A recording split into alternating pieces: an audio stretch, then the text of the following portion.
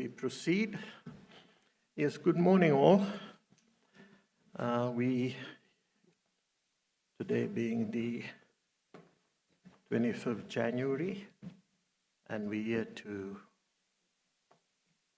deal with Judge Makhubele's evidence at this tribunal. Judge Makhubele, what are you going to do? That's correct, President.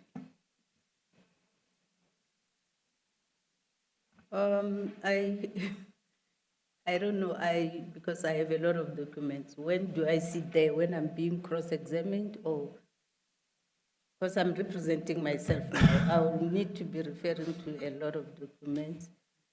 But maybe when I'm being cross-examined, I can sit there.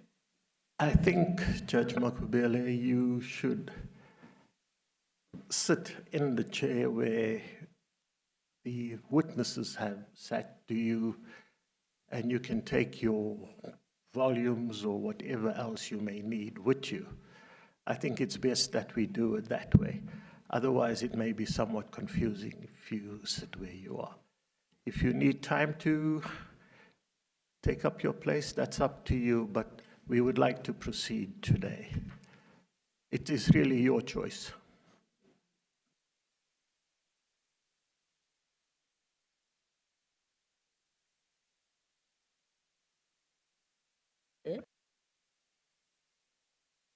Yes, please, if you can just put off the camera and let the judge please settle in.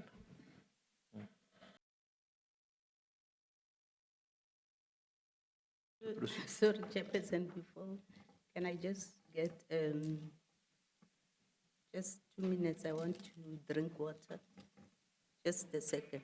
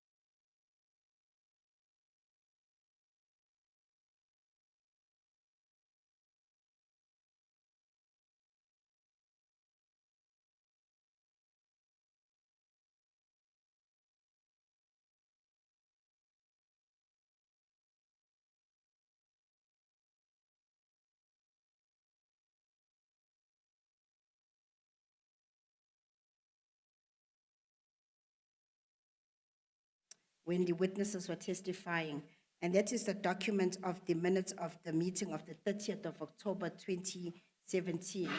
If the chairperson will remember, at the beginning of the evidence when I was leading Ms. Martha Ngoye, I referred to the specific document. And I think during the proceedings, while we were proceeding with the other witnesses, Judge Moshidi also referred to it. In fact, the record will indicate that the counsel for Judge Makhubele had indicated that he's not opposed to the documents being handed in. At this stage, Chair, so that as there may be a possibility that it may be referred to during whether it's an examination in chief or cross-examination, that this document be properly placed into the bundles of documents and form parts of the bundles. Chairperson, I'm requesting that the last volume that we were on was volume 29. So I'm going to request volume 29, and I'm going to request that this document, we mark it as from page 122 through, because it consists of a number of pages, to page 128. The minutes of the meeting of the PROSA Board of Control meeting held on the 30th of October 2017.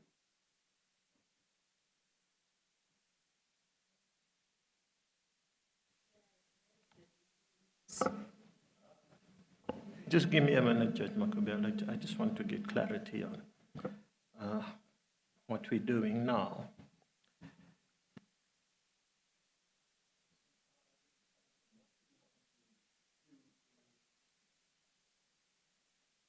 What it is you want to do now is you want to include in the record a document dated 30th October.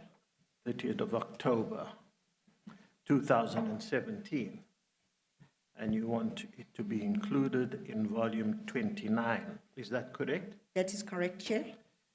Yes, I haven't seen the document, but it had been referred to, and it may be, and that's what you want to include in the record right now. Is that correct?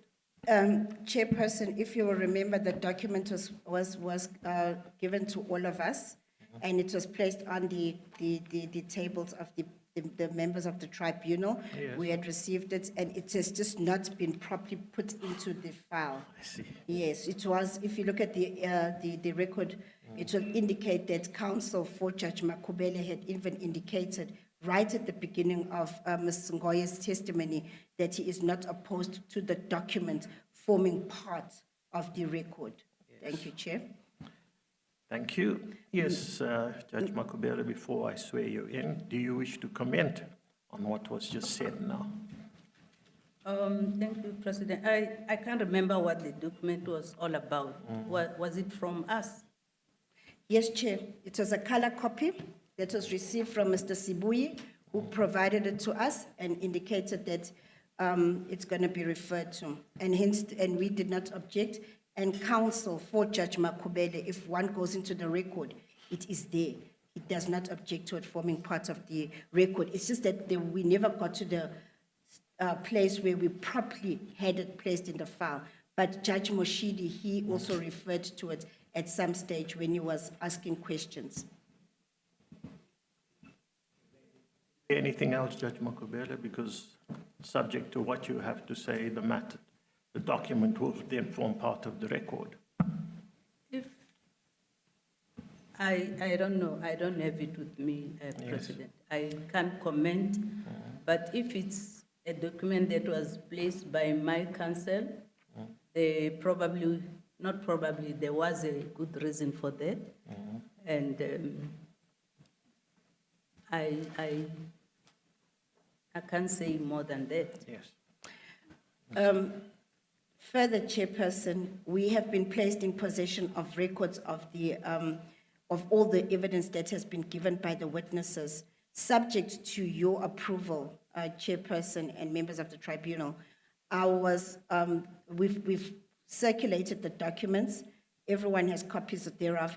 And I was thinking so that when there's any reference to any of the evidence that was given by any of the witnesses, and for easy reference thereto for the tribunal, I was requesting that maybe we make it form part of the bundles that is before the tribunal for easy reference thereto, because it has been put separate. Each and every witness's testimony has been filed into one folder, and then what we've also done is paginated it. So if there's any reference to any of the evidence, it will make it easier to say, can we refer to volume this, page this of that volume? Well,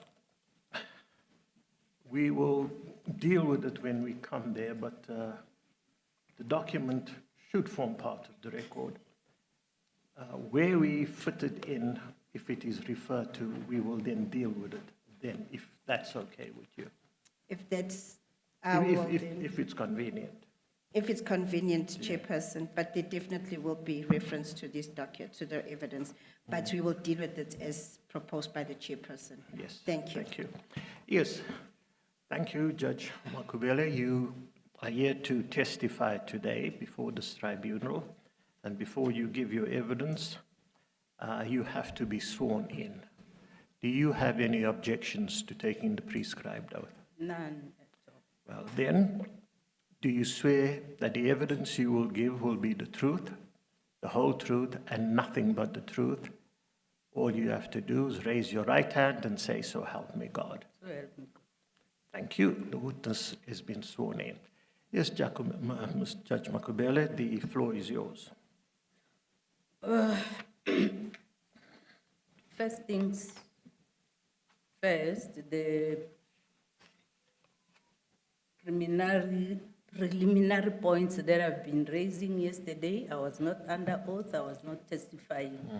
But firstly, Chairperson, I appreciate the time that you have given me to prepare and so I can give evidence today, but I must indicate that the time was too short, very short. I have not been able to read through all the evidence. I could only go read the evidence of one witness. And as you can imagine, there was very little time. And the other challenge that I have, there are so many documents, volumes. You will recall when we started these proceedings, there were so many volumes. I think we had just now 29, but most of which were duplicate. Documents were duplicated, the numbering is different where it has been duplicated. And as such, I would like to know from Ms. Harrison, because for me it was convenient to refer to the High Court bundle, as far as I'm concerned, contains all the documents that are relevant in these proceedings. Yes. And half of those documents are mine, were drafted by mine. They contain everything that's my evidence.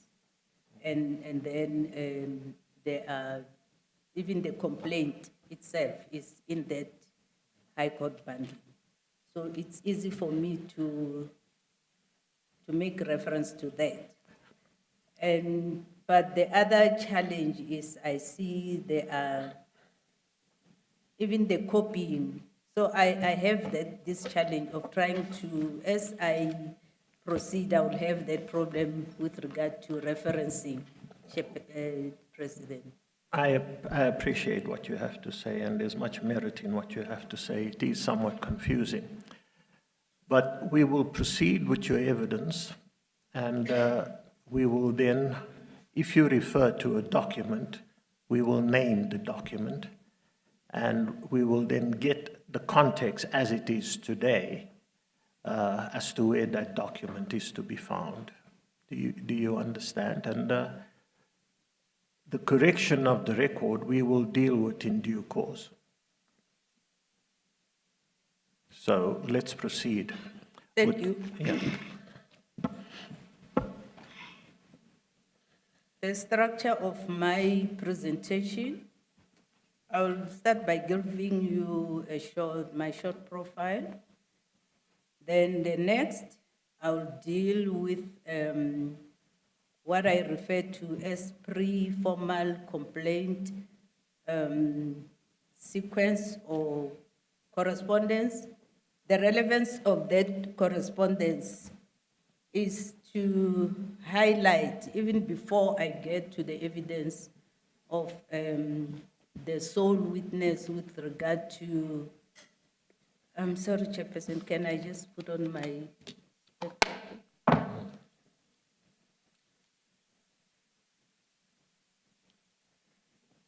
the relevance of the pre-formal complaint inquiries is to illustrate that contrary to what the sole witness, that's J.P. Mlambo, with regard to the charge number 1, that's whether or not I was a judge on 1 January 2018 is concerned. His testimony was that I brought the judiciary into disrepute. He was alarmed by the allegations and all those kind of negative things about what happened.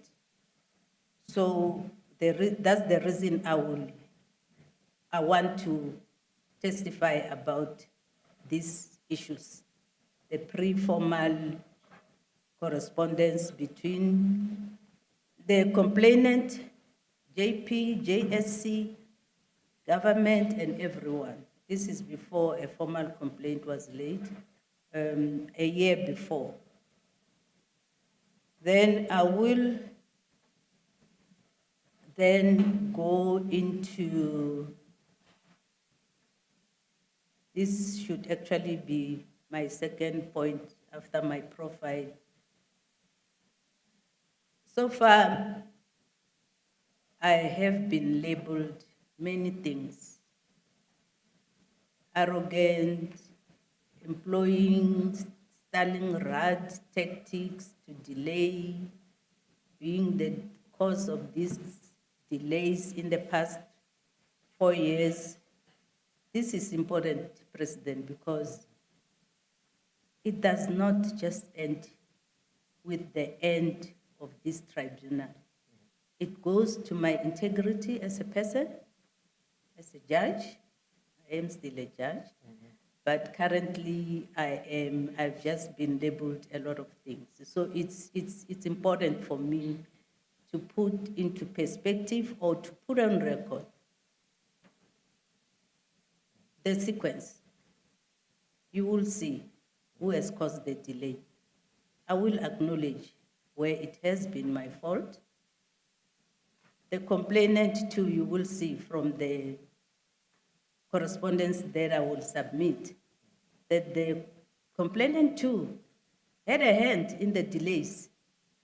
So it's, I don't want to be surprised when I read your report, because I know most of the documents that I'm going to submit are not in the record.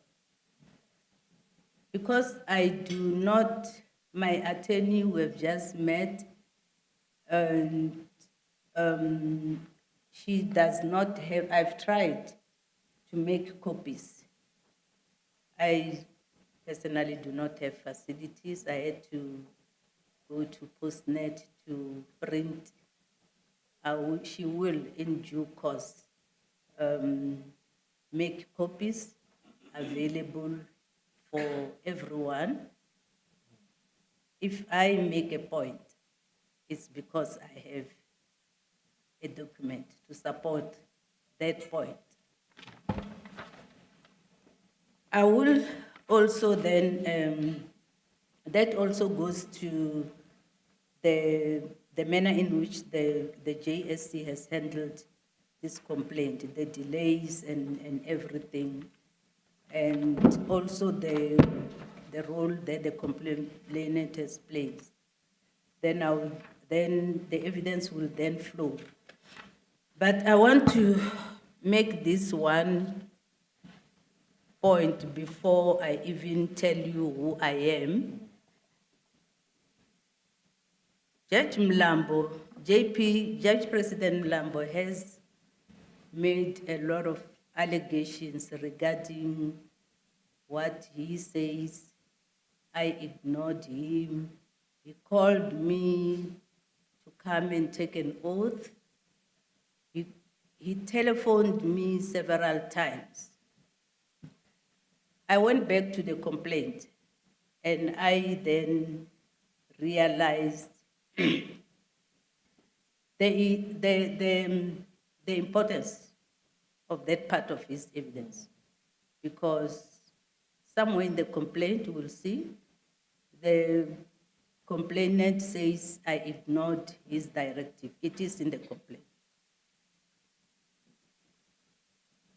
President and honorable members of the tribunal, I don't think it's enough for me to simply say Judge J.P. Mlambo did not call me. That's what I'm going to say. It's not enough. You are a tribunal established to collect facts. His word against mine, where there is a way of finding the truth, the factual situation. That will not be enough.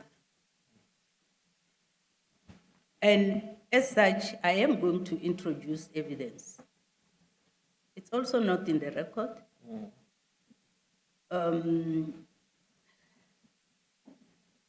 That will be, okay, let me start here. It's my submission that there should be, in your collecting this evidence, part of that should be, because whether or not he called me, it is a factor, a relevant factor. I am prepared to submit my device for forensic investigation. I was once in this situation, in this whole saga, Prasa saga. If you recall, there's a record, in the record, there's a report of a forensic investigator where Advocate Botes made similar allegations like Judge President Mlambo, that I called him, I initiated everything that happened. And my response was simply, no, you are the one who called me. And we both then submitted our, actually it was my initiative, because that was material. Then that's why we then had that report of a forensic investigator who made the findings that you have that on record. So I believe it will simply, I cannot even say prejudicial to me, because I don't know who you are going to believe. You may believe me, you may believe him, but I am saying, taking into account the fact that this very issue goes into the genesis of the complaint. That's because it's a question of did I refuse to go and take an oath, as he alleges, him having called me multiple times? My evidence is going to be no, and I will supplement that evidence with what I am also going to introduce. The reason I'm telling you this, I want the pro forma prosecutor to note the new evidence that I'm going to produce, so that she can say something, and if then we decide what to do. In addition to us submitting our devices for that forensic investigation, I'm going to present messages, text messages.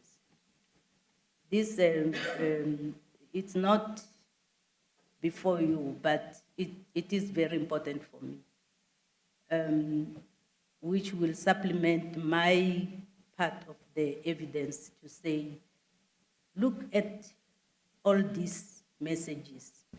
When you read all these messages, do you see someone who is disappointed in me? Someone who thinks I have brought the judiciary into disrepute? I have made copies of the messages, but I think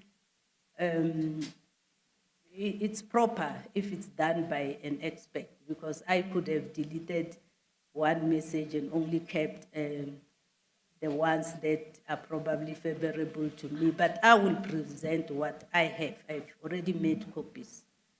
So that's the new part of evidence, that you do not have a record, that I think it is very important that you should have it. Can I pause, Chairperson? Yes, certainly. Sorry, Judge Moshidi here. Judge Makhubele. Is the only difference between you and Advocate Botes on the paper so far? Not the issue really I mean, who commenced initiating the discussions? He says it's you, and you say not. I think, as far as I'm concerned, that's the issues that you can clarify us on. I don't want to interfere with your evidence, but I think if one reads that documents, it's just who went to who first. Is it you that found him, he that found you, and he initiated all the numerous communications that we have heard about, and a visit to the office, taking of judgments of Judge Tachten to your offices, and we went through this last time, I think, about the communications between you and Advocate Waters. But I think for purposes of this inquiry, it may be more of interest for us to hear your version orally. On paper, it's a conflict as to who initiated. I hope you understand me, but I don't want to be your legal advice. I don't want to interfere with your evidence.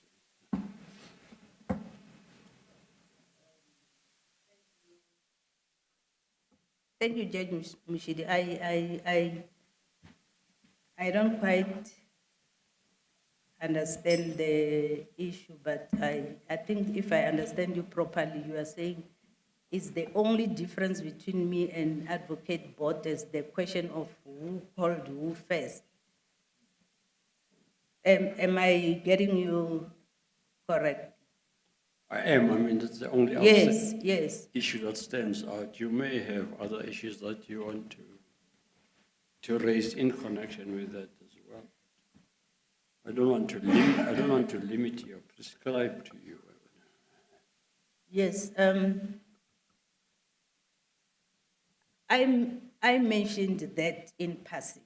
I will deal with it when I deal with the evidence of Advocate Bottas. Okay. I am going to deal with the evidence of each and every witness. I was just making it an example that where it's a material issue, as in this case, there's the complaint that I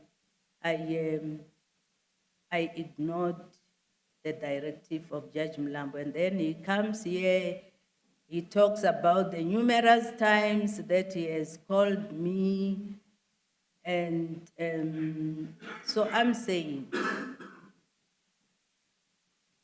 I'm going to deny that, but to assist the tribunal, so that, because that's a relevant issue, you don't have to.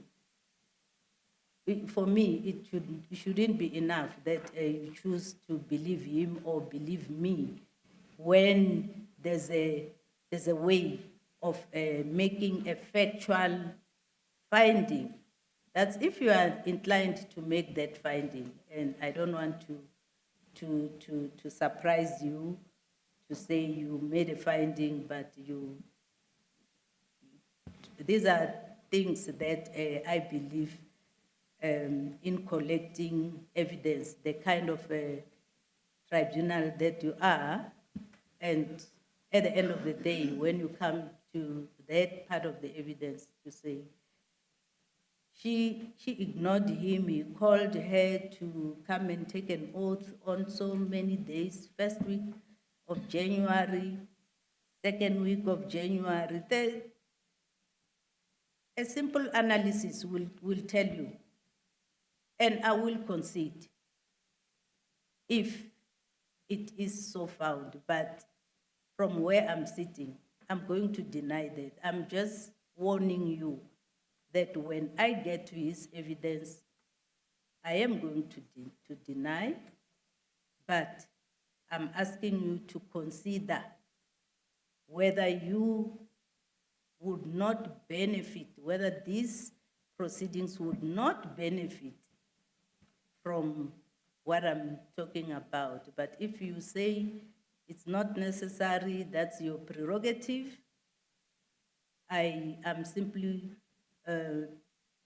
pre-warning you. No, I completely accept the manner in which you want to approach the rendering of your evidence. I'm not going to argue with that. I think you should go on the way you want to go on.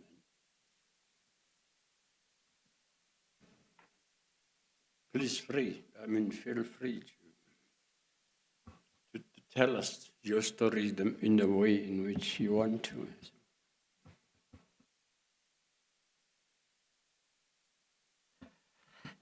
Yes, you simply giving us a preliminary rundown of what you intend to say. And you have told us that you're going to contradict Judge President Mlambo, that you are going to contradict Advocate Boertes. That is my understanding of what you've said so far. And you have pointed out the areas where you are going to contradict these two witnesses. Is there anything further before you actually start with what you want to tell us?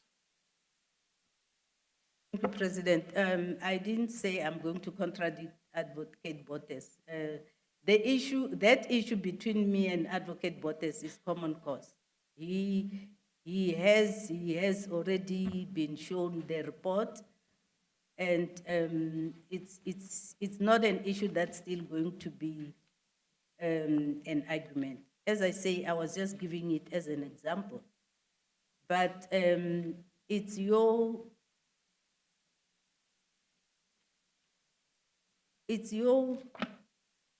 and you'll forgive me if I say it's the responsibility of the tribunal to request such a report, because I cannot go to Judge Mlambo and say, I'm investigating myself, give me your device, and I'm going to appoint a forensic investigator. I think it's your responsibility.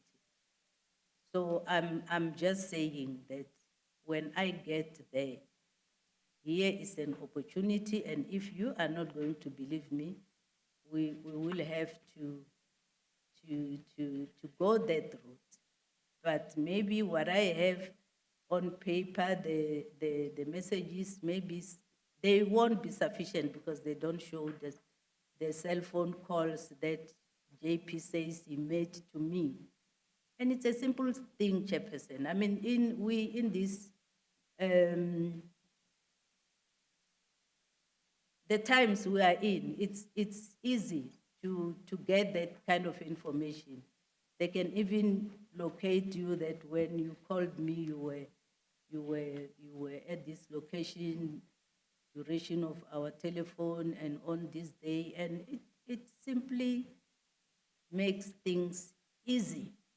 No, I understand what you are saying, Judge Makhubele. Would I be correct that you are forewarning us that there is a dispute between you and Judge President Mlambo? Is that what you're saying? That's what I'm saying. Yes. The second person that you've mentioned is Advocate Boertes. And there may be some dispute, and that dispute relates to whether he called you or you called him. Is there anything else there that we should be aware of that you may testify to? Because as I understand what you are doing now, you're just giving us an overview of what you intend to tell us. Am I correct? President, I've already, in my response to Judge Mushidi, said, I mentioned Advocate Boertes simply as an example that what I'm proposing we do with regard to the dispute between me and JP Mlambo was done with regard to a similar dispute between me and Advocate Botes. Not that I'm not bringing him into the picture as yet. Yes, I understand. Yes, please continue and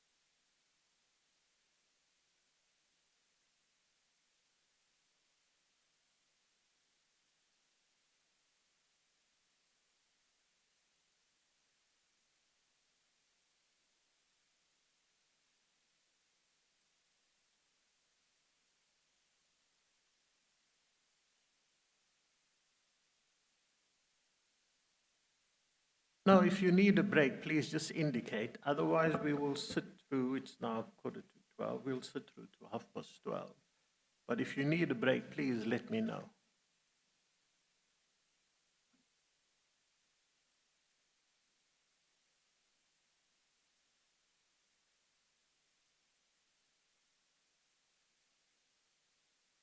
Thank you, President and members of the tribunal. I've already taken an oath. My name is Tintsalo Makhubele. I see there's a Nana there. That's not a formal name. It's not in my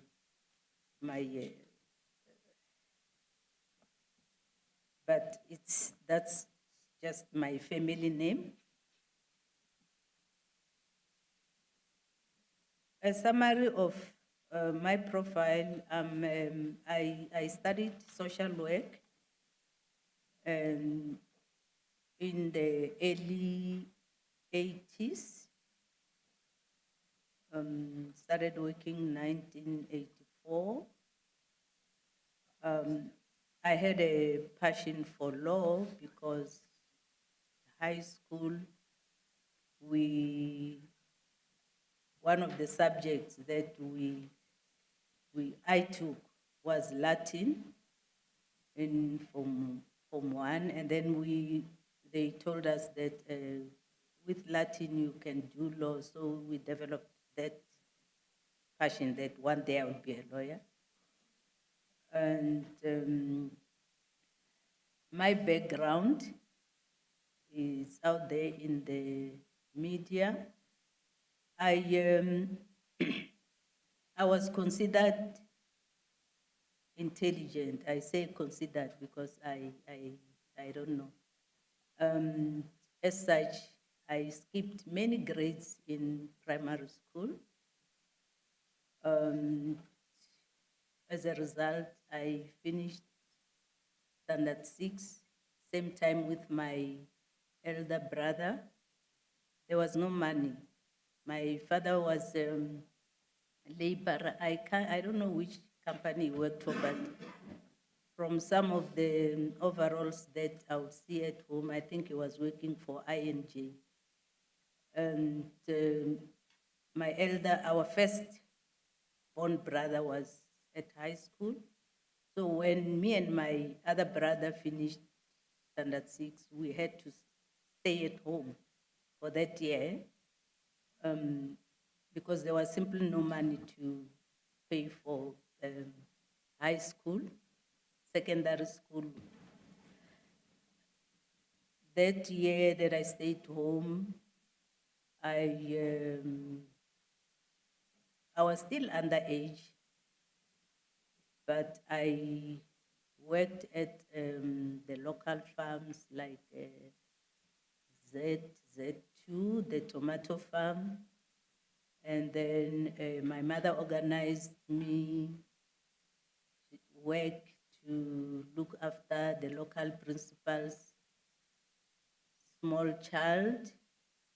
That's the year that I stayed home. Then the following year, our big brother who finished matric, so he then obtained work from government, and he then paid for the two of us, rather for the two of us to go to high school. First 2 years, and then he applied for a bursary, South African Council of Churches. I think I had it from Form 3, Form 4, and Form 5.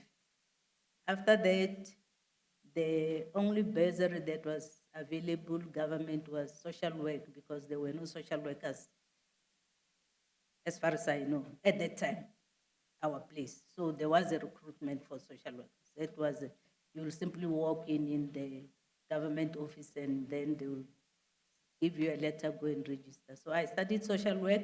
I worked as a social worker for 4 years, and I then decided to enroll with UNISA for an LLB. I realized at the rate that it was going to take me 20 years to get the LLB. So I then resigned. Again, government was short of prosecutors or legal staff, so it was easy to obtain a bursary. So I went to my first year LLB at TEFLOP. Then I moved to VETS, where I spent 3 years, and then I graduated. I then worked as a prosecutor, transferred to Office of the Master of the High Court, Pretoria, as Assistant Master. And I then did pupillage, then it was 6 months. I then became a member of the Pretoria Society of Advocates from 1999. I rose through the ranks in terms of professionally, and also in terms of leadership in the structures within the profession. I was a member of the Advocates for Transformation. At some point, I held various positions, including secretary, and also the Bar Council of Pretoria Bar Council. I rose through the ranks from ordinary member. Over the years, I always had an interest in our affairs, and more especially people's affairs, well-being, and I subsequently became chairperson of the Pretoria Bar, the first Black female chairperson of the Pretoria Bar. And professionally within, I was in many committees, including training. At some point, I attended advocacy training, a short advocacy training course at Grace Inn in London. That was part of transformation. And I attended trainers course to train peoples, and I'm now at 20, my chairpersonship of the bar was between 2015 to 2016. In my professional life, I've never been investigated for anything.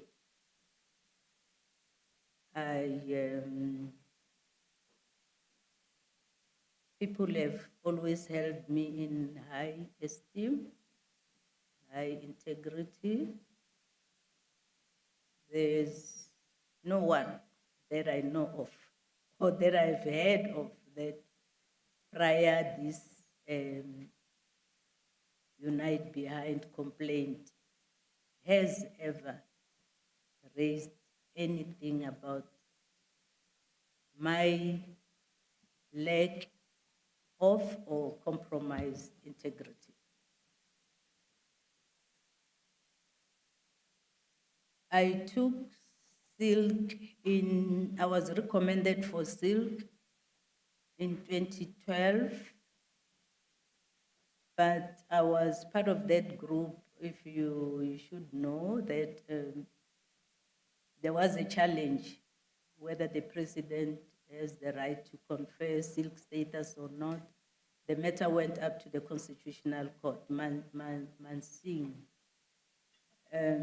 I was affected by that. We were recommended 2012, but then the president could not sign until the matter was finalized at the Constitutional Court. So I only received my latest patent in 2014. Practice for a short period as silk. And then after Judge J.P. Mlambo was appointed as a JP of Gauteng Division, he reached out to most of us at the bar to avail ourselves to act. I was one of those people that he reached out to. My first acting stint as a judge was in 2013. Yes, even before I received latest patent, because before then the other JPs were against appointing non-silk as acting judges. So he came and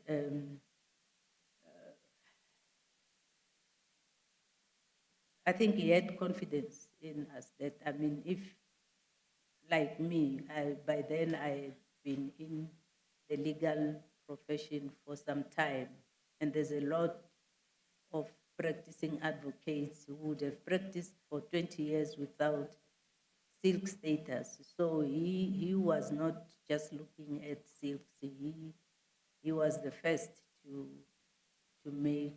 allow, or rather to allow us non-silks to act. So I acted as a judge for sometimes, maybe at the time, a month or 6 months.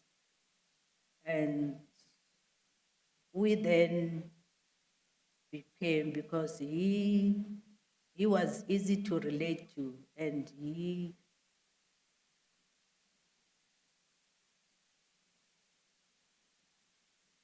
was approachable, and he is a friendly person that you can talk to.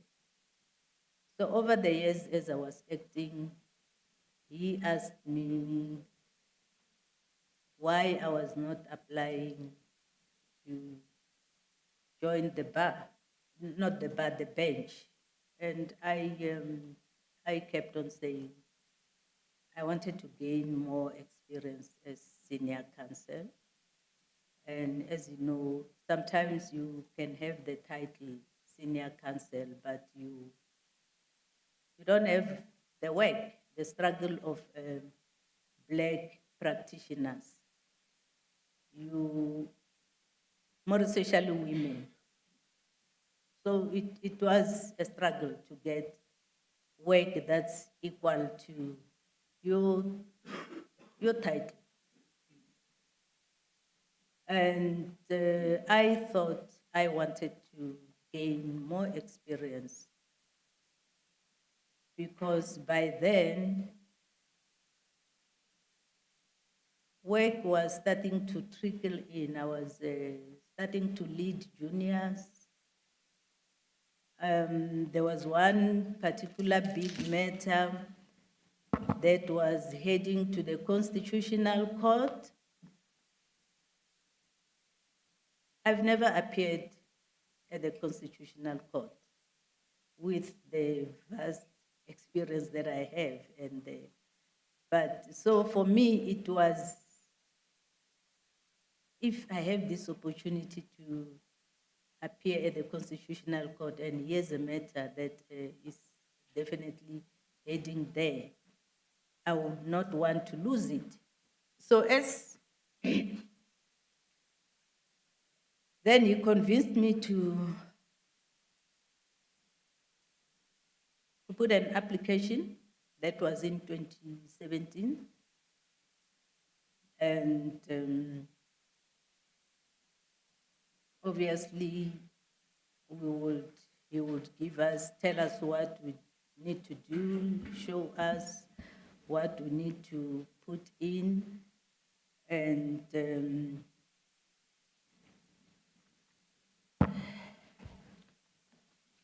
if I can pause there, that's the end of my profile. So the end of my advocate career and my JSC application, I'll deal with it when I deal with the next topic. I just That's want, who sorry, I am. just one point of clarity. You say it was Judge Mlambo who approached you to put in an application with the JSC Yes, to become a judge. Have I got that correct? yes. Yes, thank you.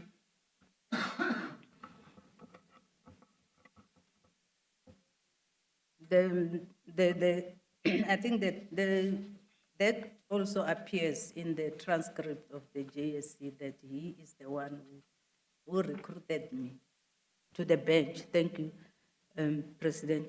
Then that's who I am. I'm about to go to the JSC interview, but before I go there,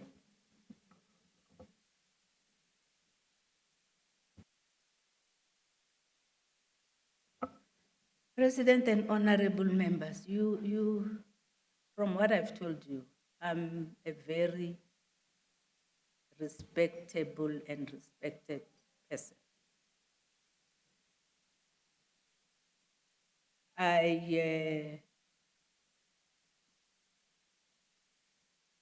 When this controversy started, there was an article by City Press. I think it's part of your record, where the caption was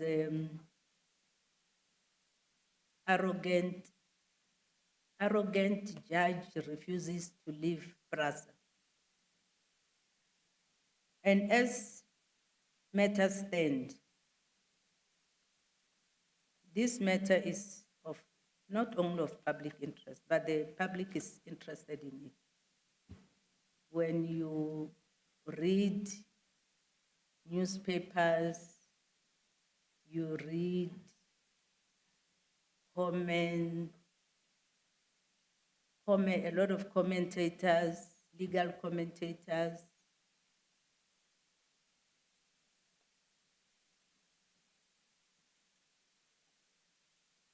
at the same time, I'm not talking about lay persons in social media who may not really understand what's happening here. They just hear, yes, this arrogant judge, yes, this judge that's delaying proceedings. She's running away from being accountable. I'm talking about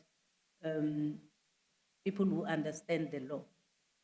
Yesterday, I was looking at X. X is what was formerly Twitter. There's this one, Professor Pierre DeForce, where he says, I'm applying Stanley Rad, delaying tactics. That's not a lay person. Those are the kind of people whose comments, whose commentaries, at the end of the day, matters to the general public to understand who is this person, who is this woman, why is she so corrupt, Why can't she just attend these hearings and get it over with? So my next topic is what I've referred to as pre-formal complaint inquiries by the complainant that escalated to threats of interdict against the president. I felt sorry for President Ramaphosa because that was his, he had just been ascended to the position. And as I've already stated, the reason I want to refer to these letters is to illustrate to the tribunal that when JP Mlambo comes here and say, I tarnished the image of the judiciary, at the time, he did not take you into his confidence. But there is correspondence. The letter, in the correspondence that I will refer to, and all other correspondences, some are not in your bundles. He actively facilitated the redetermination of my date of appointment. I will deal with our meetings, our discussions, but for now I want to start with the complainant's letter. The first one is 28 January 2018.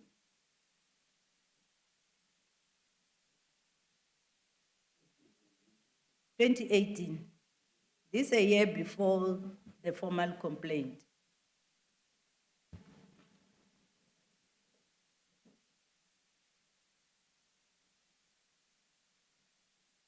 If we can just note the date, it's a letter from Unite Behind to Judge President Mlambo.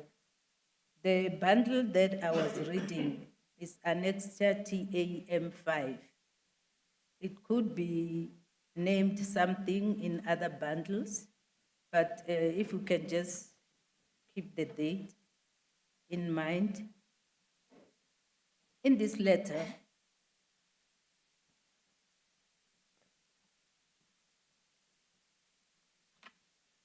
I will not quote the letter because it was a general inquiry complaint because this was the week of first term. I think maybe second day of first term in 2018.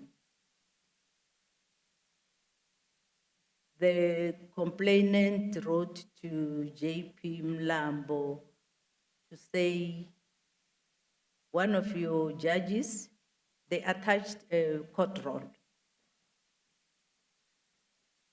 One of your judges is at Prasa, but when we look at the court roll for this particular day, she is in court. And they went on to talk about the separation of powers, all those things, the controversies in Prasa, and what it's doing to the image of the judiciary. Can he confirm that indeed this person is one day in court and then maybe other times at Prasa? The response of JP Mlambo, this one I want to read into record. 28 January 2018, TAM5.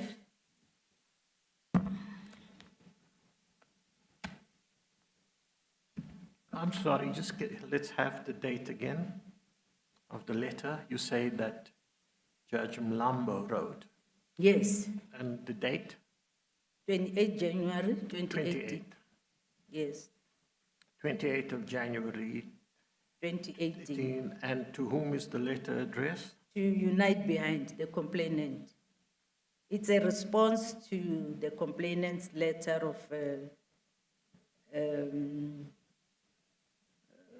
Yeah. 26 January.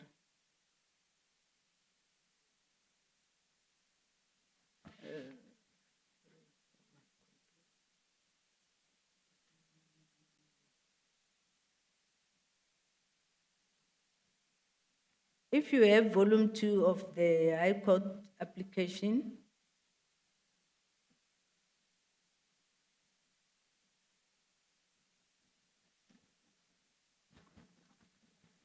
Chair. Sorry, can we just get clarity on the document you're referring to now? There was a High Court application. Is this the application that was brought by me, by you? yes, after the JSC decision to establish a tribunal. And you brought an application and you're now referring to volume 2 Yes. of that record? Of that record. Yes. It is part of the record before us. Well, let me just clarify what the evidence leader wants to inquire about. Thank you. These letters are... Just a minute. Yes, you wanted to say something, Advocate Harrison? Thank you, Chair. Just for the benefit of the members of the tribunal, I have managed to trace that particular correspondence, and I wanted to indicate to the chairperson that it is volume 1, and that can be found on page, the complaint starts at page 99 to 106, and the response that Judge Makhubele is referring to is on page 107 to page 108. So that is volume 1 of our tribunal bundles. Thank you, Chair. Yes, thank you. That may help to clarify this issue. Now you may proceed further, Judge Makhubele. Give me a moment. I have volume 1 and 2. I was going to get it from volume 2, but in volume 1, you say it's in what page? 107.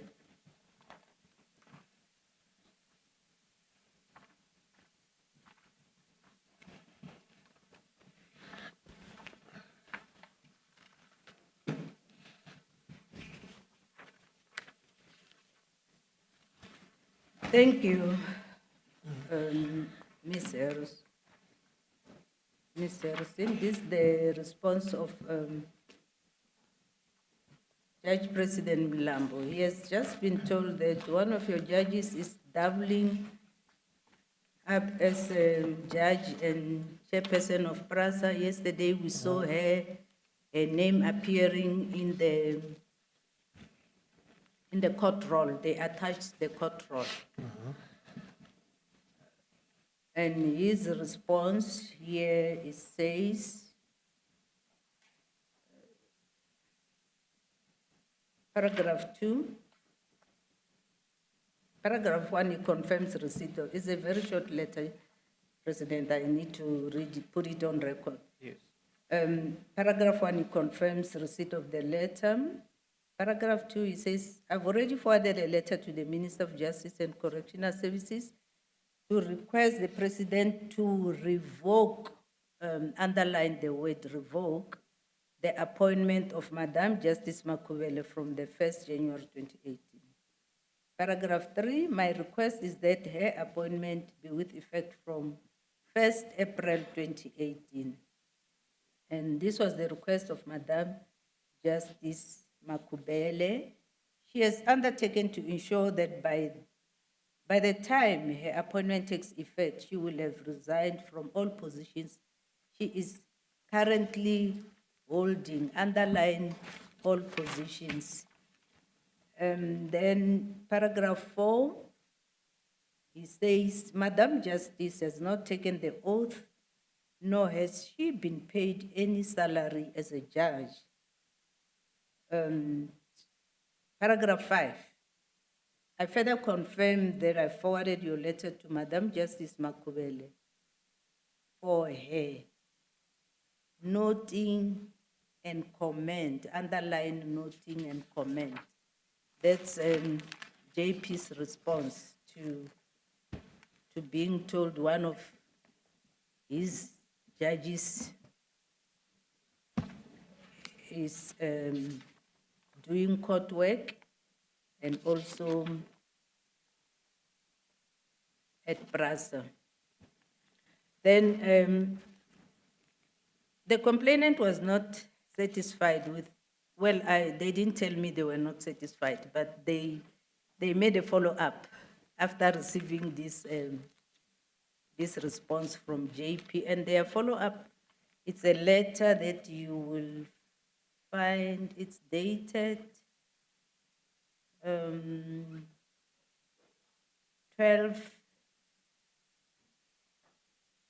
February 2018. Is that in the same volume still, volume 1?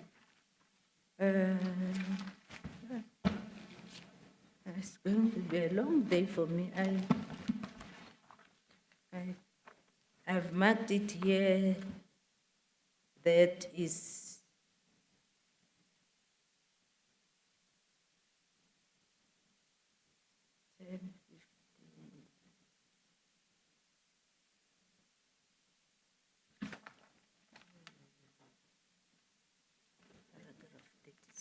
Chairperson, if we can please assist, volume 1, Yes. page 127. There's a letter that dated 21 February 2018. I don't know if that's the one Judge Makhubele wants to refer to.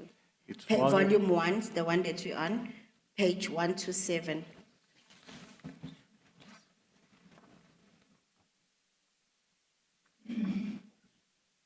If we can get clarity, this is a letter from United Behind. Is that correct? That's the letter you want to refer to? If I could assist you, it is.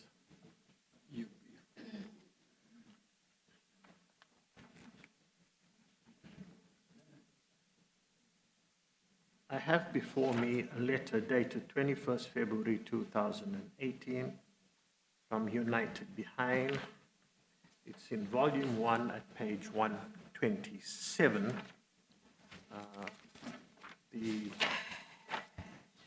It was marked as UB 14, which I take it was there. well. Thank you, President. Whoever packaged these volumes, in mine, volume 1 jumps from page 111 to 131, 132, 133. I'll have to look for this letter elsewhere. Yes, you wanted to refer to a letter from the complainant, which was a follow-up to the earlier correspondence. That's the January correspondence, and you now want to refer to a letter dated the 12th of February, am I correct? 21st of February. No, 12. Sorry? There's one of 12 and there's one of 27 February. There are two letters in February from the complainant to, this time they were copying the president, deputy president, the portfolio committee on transport. They were copying practically everyone in the country. When I say practically, I mean in the justice. Thank you. I've just been, but this will confuse me because in my notes, I've already identified this letter in paragraph 36. Well, let's have your reference, what reference it is that you have, and what is it that you want to say about the correspondence? Page 36, paragraph 36, yeah, that means- Sorry, if I can assist the tribunal, Yes. Chair, I did find it in volume 2, page 720.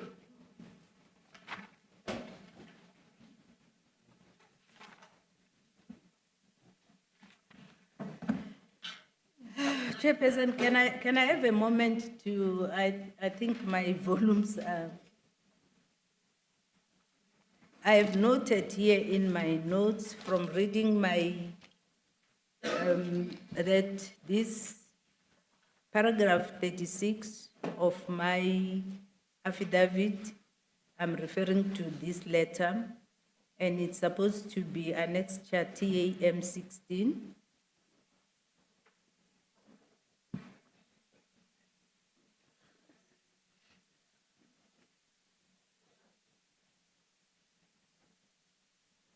Have you got the letter in front of you, Judge Makhubele? Have you got the letter you want to refer to? And perhaps you can just then identify it by giving us the date and Can whose I- letter it is. Let me and we will- just look at what I've been given here. It's not it. It's volume 2.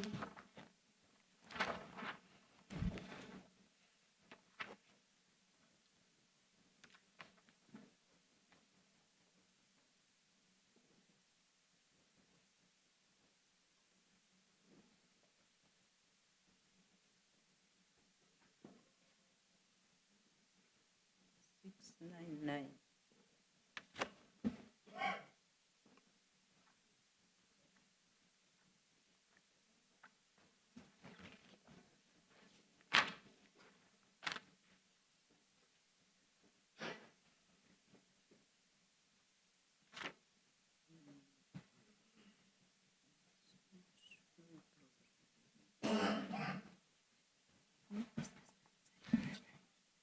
Yeah.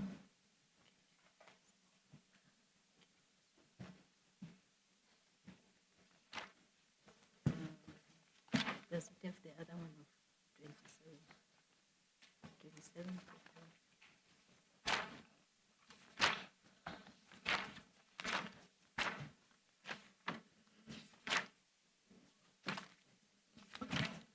Sorry, where are we now? Volume 2? 720. Thank you.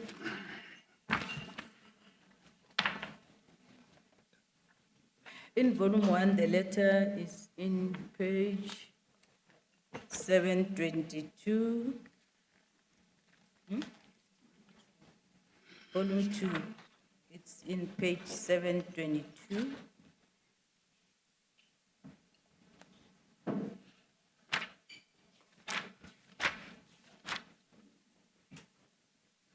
Yes, this letter is directed at the JS, the Chief Justice Mokoeng, Deputy President Cyril Ramaphosa, Speaker of Parliament, Minister of Justice, Judge President Mlambo, and me, of course, and it was still President Zuma, but the gist of the letter is, it's telling the readers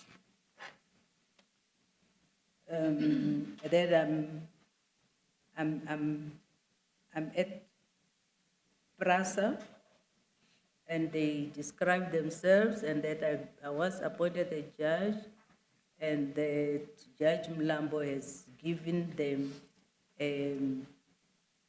they refer to it as a confidential letter, the response from Judge Mlambo, that he, and it deals with a lot of allegations against me, which some are repeated in the complaint before you. But of importance, what I want to talk about is what they say is the legality of the president's temporary revoking a judicial appointment and violations of the Code of Judicial Conduct. Here, they are actually addressing the issue that Judge Mlambo has told them that he has asked the president to revoke the appointment and set a new date. They are saying if he does that, that is illegal or unlawful, and they give their reasons. And what they are asking in this letter, in paragraph 17, page 727, that a President and Minister of Justice must refuse to revoke the appointment of Justice Makhubele until 31 March 2018 and provide us with the requisite undertaking in this regard. 17.2, which I think is important here, they are asking that the JSC should investigate whether I am a fit and proper judge as contemplated in the Constitution, given the political controversy regarding state capture at Prasa and litigation involving corruption, that Minister of Transport must revoke my appointment, that Parliament must recommend my removal, and lastly, they request responses from the President, the relevant ministers, Parliament by close of business, 23 February 2018. They make a follow-up, then write the next letter is the last letter that I will refer to President, 21 February 2018. It's in the same volume 2, it's annexure TAM 8.1, it's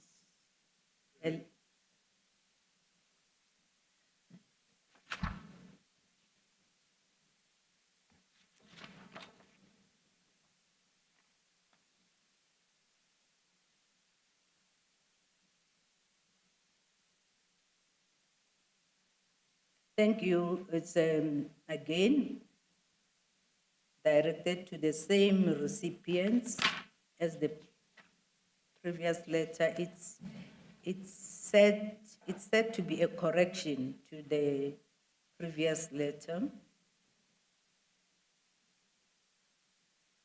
And the correction is indicated in page 732.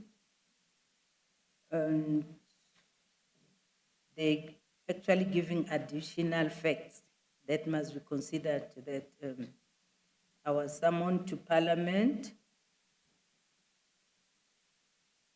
but the summons was not issued.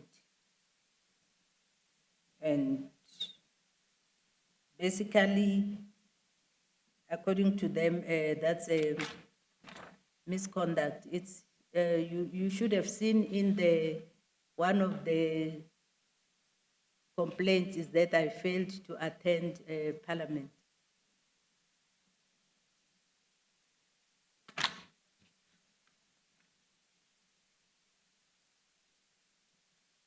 These are the letters from the complainant, 2018. Note the response from the Office of Chief Justice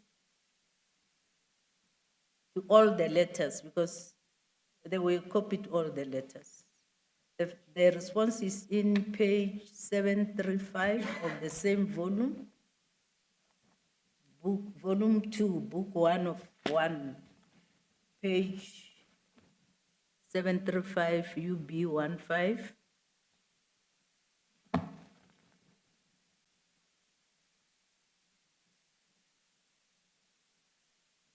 They are responding to the two letters of 12 and Load shedding.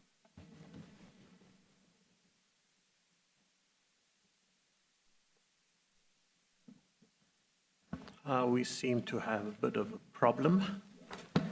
It's almost 12:30. If we take the adjournment now, if you could please find what it is you're looking for, and we will resume, if we can, at 1:15. Would that suit you, Judge Makhubele? No, Or do you want to finish what? I think I require more, the full lunch break so I can sort myself with regard to documents. I'm really struggling. Very well, we will So then. I will use the 30 minutes to, or immediately after eating, I'll come and sort my documents. Well, we will then stand down until 1:30. That would be the full hour. Would that suit you? If you need more time, please let me know. Do you understand? Yes, when I finish eating, I'll come and sort documents. If I Yes. need more time, I'll let you know. Thank you. Thank you. We will then stand down until 1:30.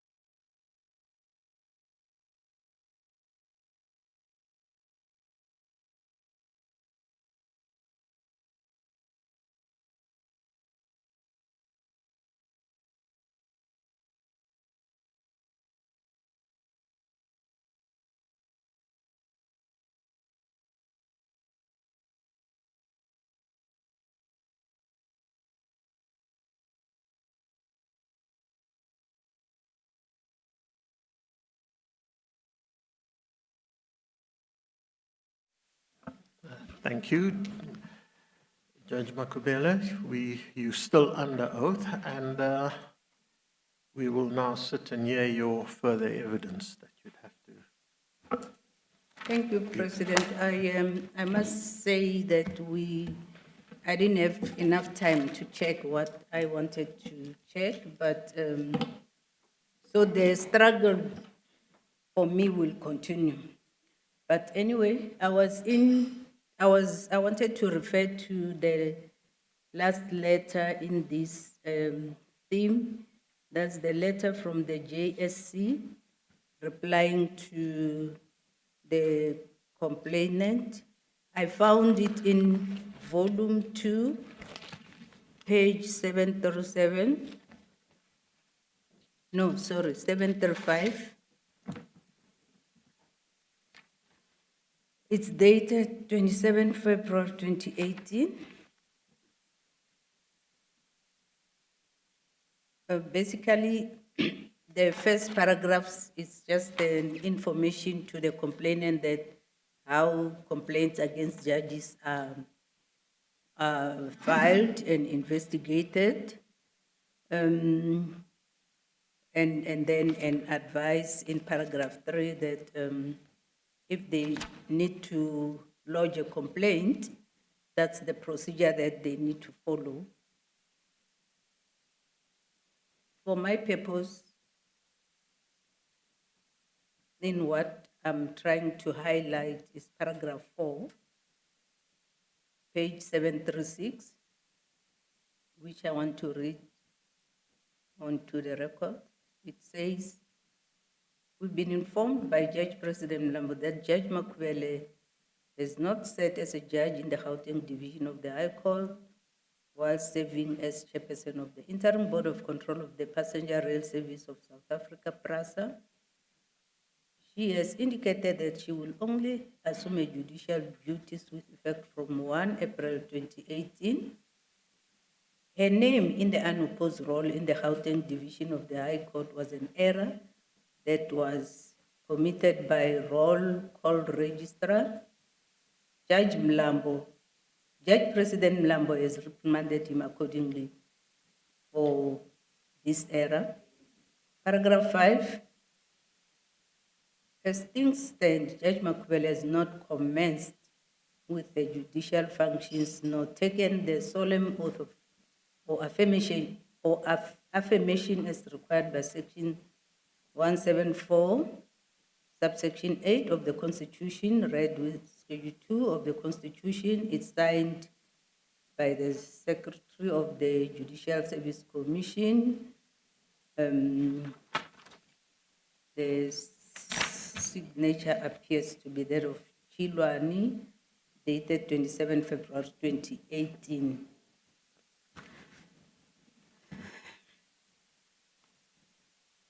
This was the end. The date is February 2018. The complainant, you will recall in the previous letters, had threatened, already knew that the president has been asked to redetermine the date of appointment. They had already indicated that that would be unlawful and they would seek an appropriate order should the president proceed to do that. This February 2018, nothing happened.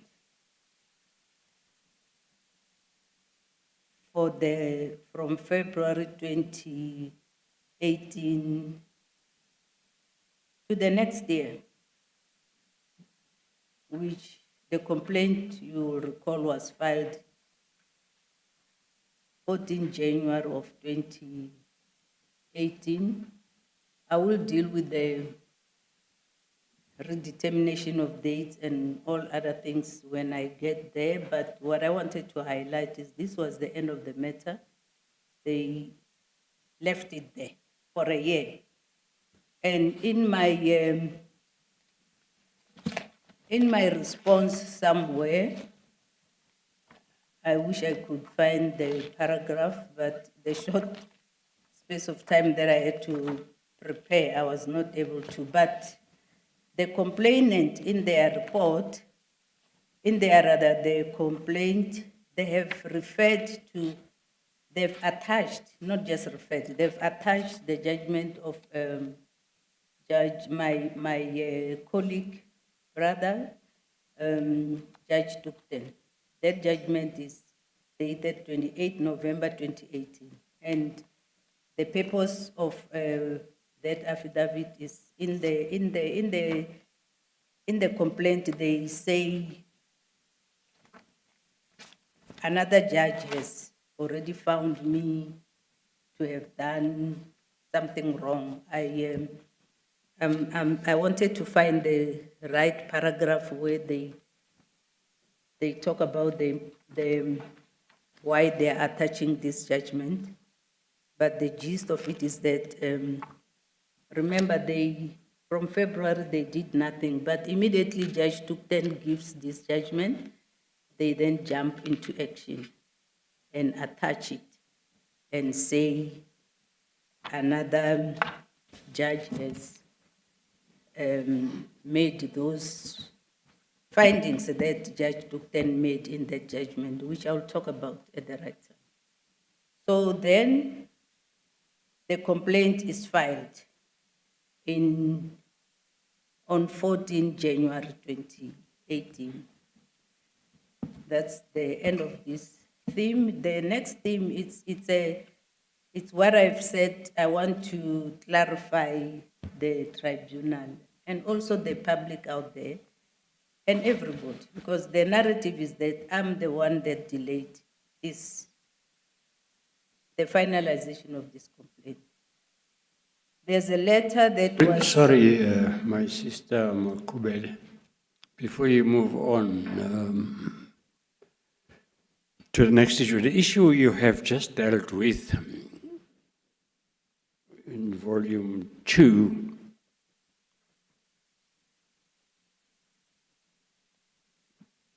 that is long after the crucial date in this matter. The crucial date in this matter is the 1st of January 2018. And the complaint from the JP was that you did not commence working as a judge on the 1st of January 2018.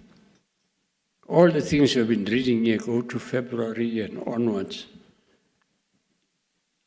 Is it really not important for you to deal with a crucial date here? Namely, that you did not report as a judge to start your duties on the 1st of January 2018.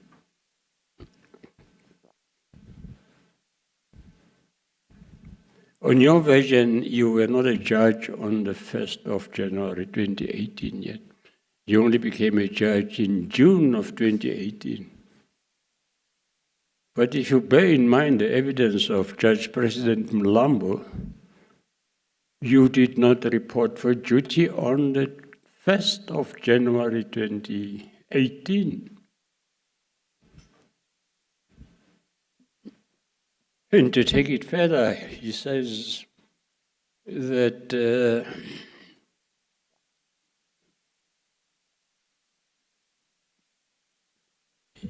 until you had a meeting with him and his deputy, Ledoba, you were speaking about the Water Tribunal, outstanding work that you had to do in chambers, and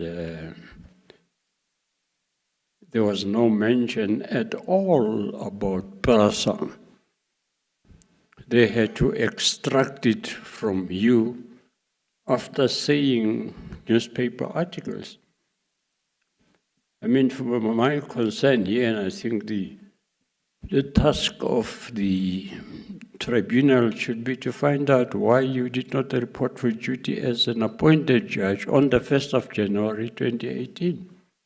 All that flowed from there, or that occurred from there, getting the Minister of Justice, the President involved and trying to rescind your initial letter of appointment, and which caused some delays, and you were sitting at home, you were waiting for the opinion, came after. It was water under the bridge. The complaint here, on the first part of the complaint, is that you didn't pitch up to start your duties as a judge on the 1st of January 2018.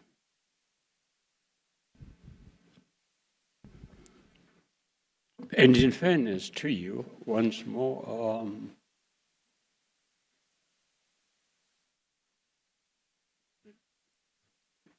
that evidence that you did not report on the 1st of January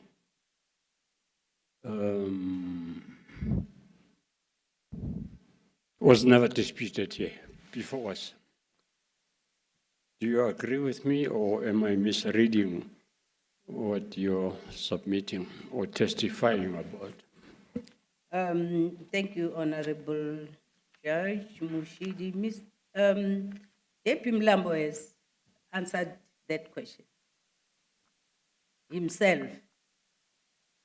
The question posed by the complainant was, Judge Makhubele is not here. We see a name on the roll. I've referred to the letter, and then he wrote to them to say, yes, I know. And this is the reason. That's the letter he wrote to them on on 29 of January 2018, I think I said that first week of term, because remember, the inquiry came maybe on just after first day of term or something like that, the letter of 26 January. So that's not in dispute. Judge Mlambo says, yes, I know she's not here, and this is the reason she's not here. She has arranged that she will start in April, and actually, I've asked the president to redetermine. I'm rephrasing the letter. He uses the word to revoke. So there's no dispute about that. The reason I'm referring to this correspondence, and it's because in his evidence,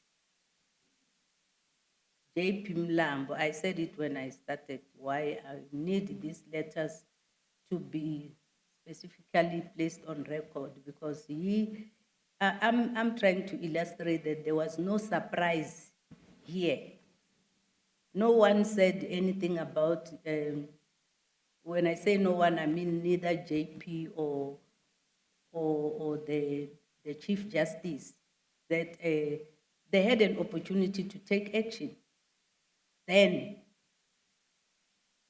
but they allowed the situation to continue because they believe that that was the right way. There was no,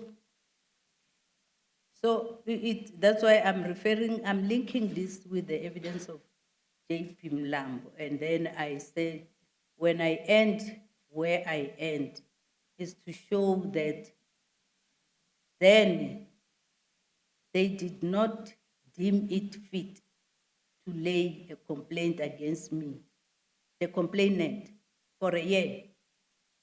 And they only filed a complaint after and attached this judgment of Judge Tukten the following year.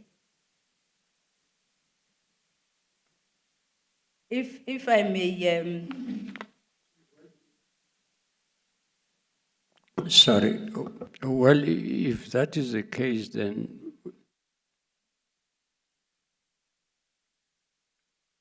where it may become necessary, the fact that they led you to believe that the original appointment as a judge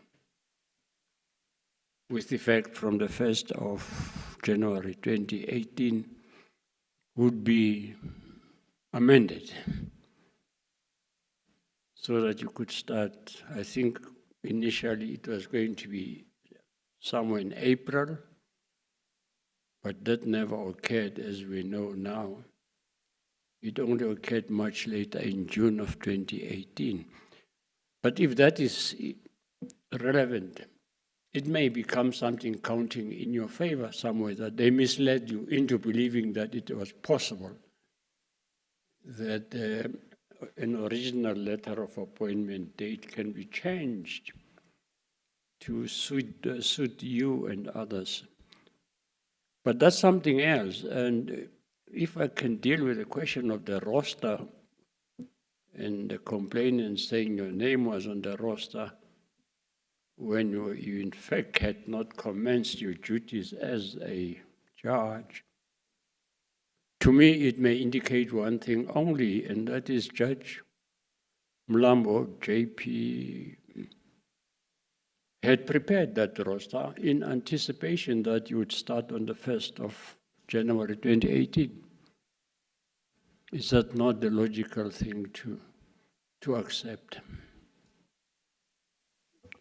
He wouldn't prepare a roster with your name there on when he knew that you won't be there. Do I make sense, or do I?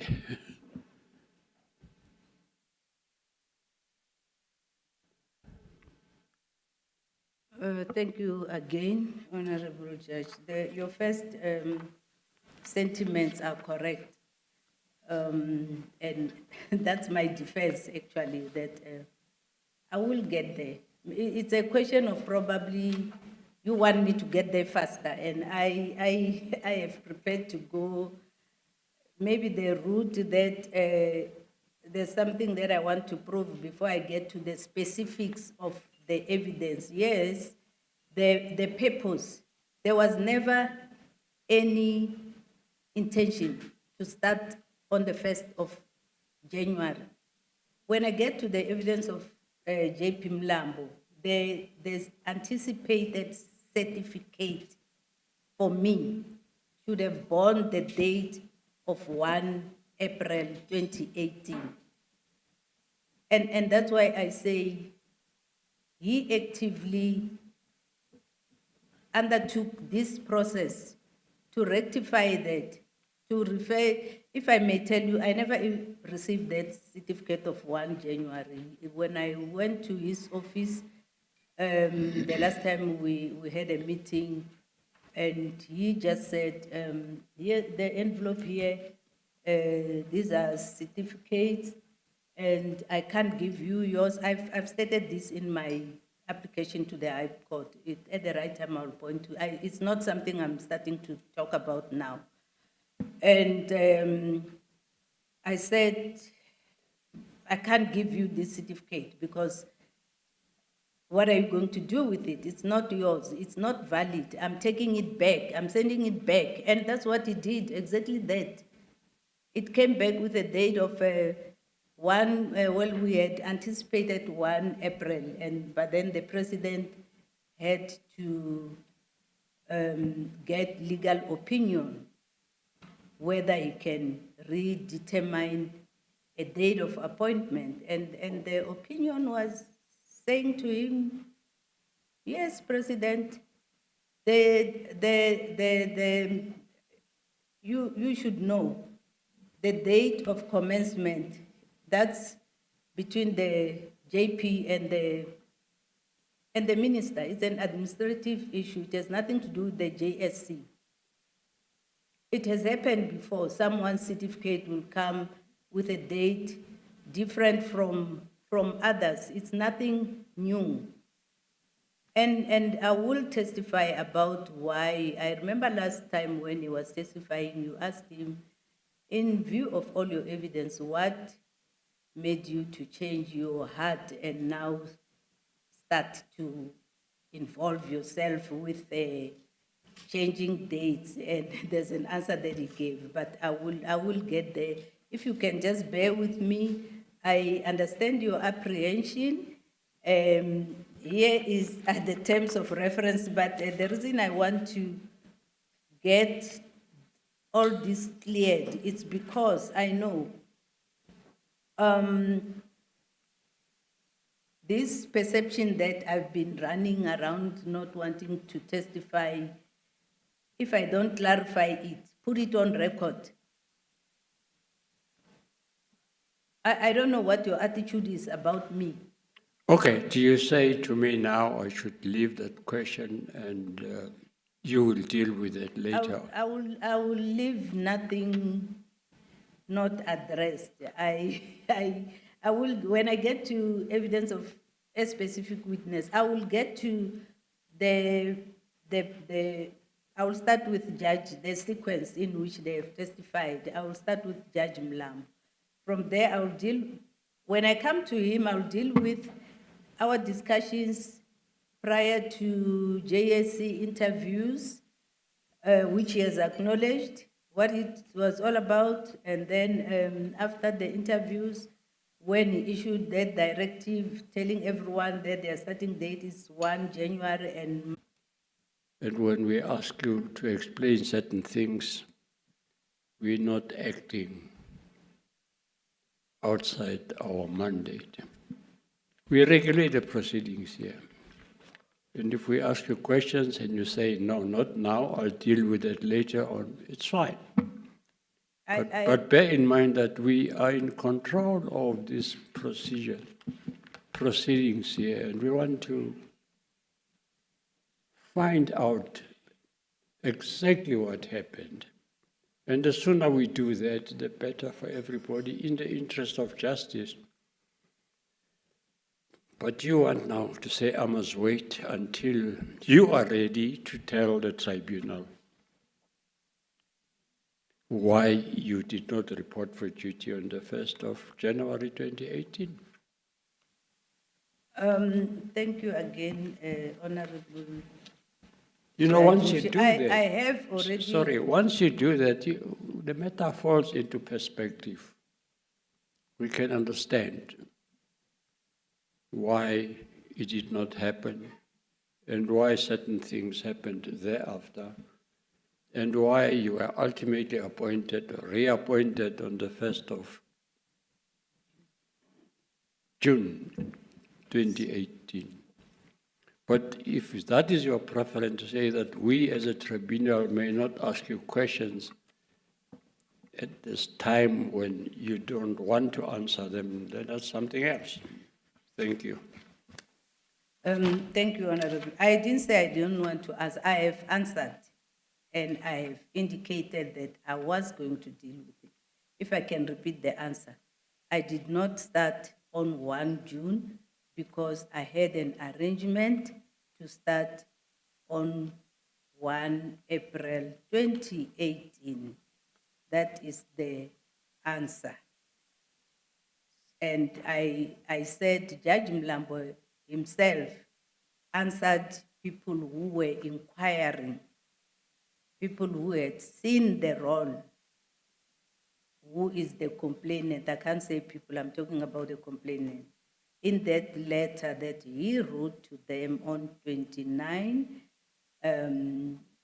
January of 2018, that's within a few days of beginning of term.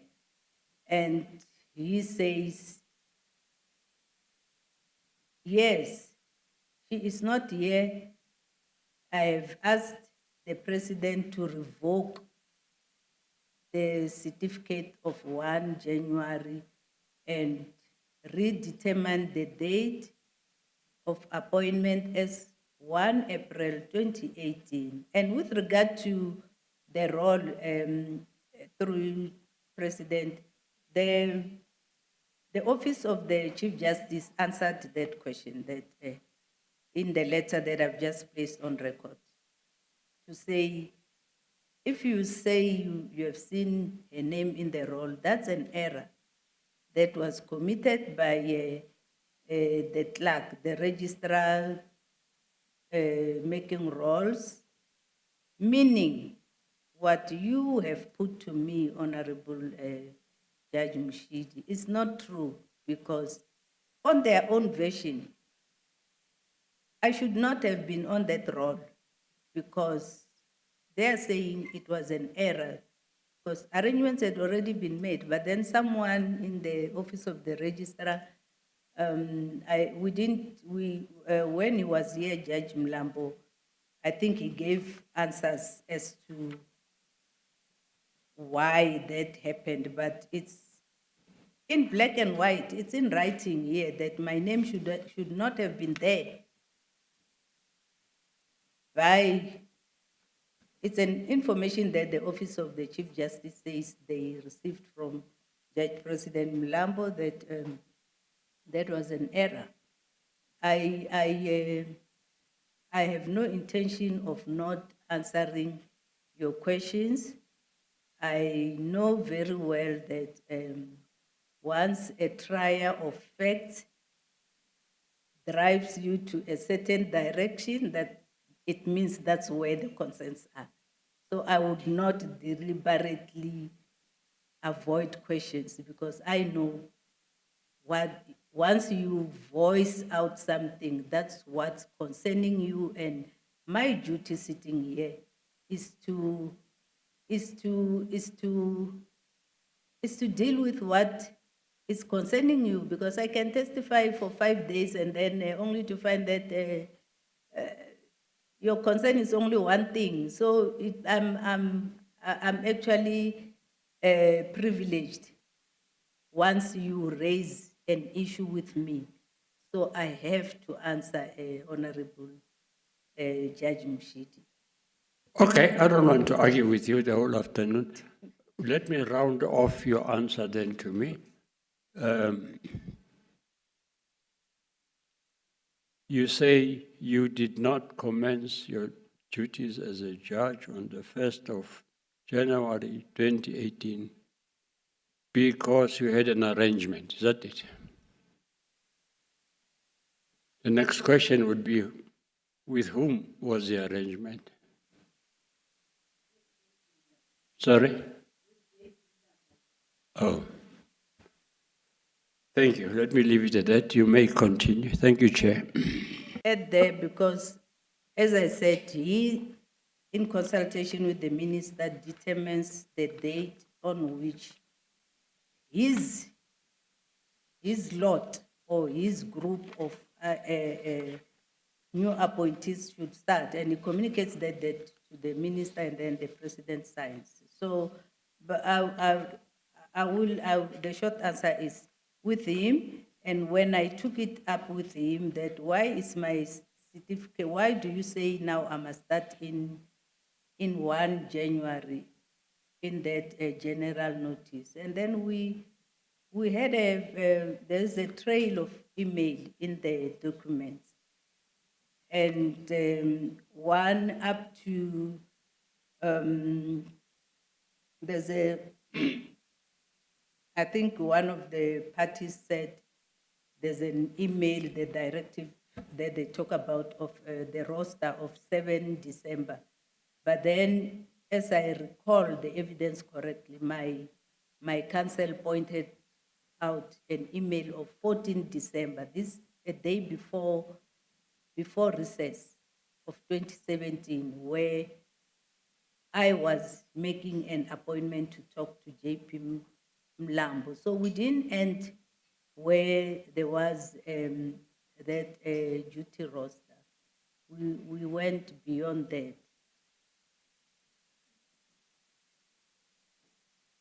If I may, I don't want to interrupt the dialogue between you and Judge Mshidi. I just want to understand what you are saying, because Judge Mshidi understands, and so do I, from the evidence of Judge President Mlambo, that there was an arrangement, as he understood it, that all the new judges, which would have included you, would commence on the 1st of January 2018. To give effect to that, you were rostered in the roster for January 2018 to be available during January and 2018. That was how I understood his evidence. He later, after having spoken to you, communicated with the minister and the president to indicate that you will start later. My understanding of the dialogue between you and Judge Mshidi, and you can deal with the answer later, is why did you not start in January 2018? When was it first raised, with whom it was raised, and what was the reason given why you're not starting in January 2018? You may deal with those issues when you think it is necessary, but I think you should at some stage deal with it, if you understand what I'm putting to you. And that is how I understand Judge Mshidi's concern. To President, I think you omitted to say his testimony is that in January, in the first week of January, he called me when I didn't come to take an oath like everybody else. And he made numerous phone calls to me. And it comes back to what I've asked this morning, that I deny that. No, I understand what your view is, but what you're being asked by Judge Mshidi, and what I am also interested in, is were you told that you were going to start on the 1st of January, as seems to be the indication, and what caused you not to start on the 1st of January 2018?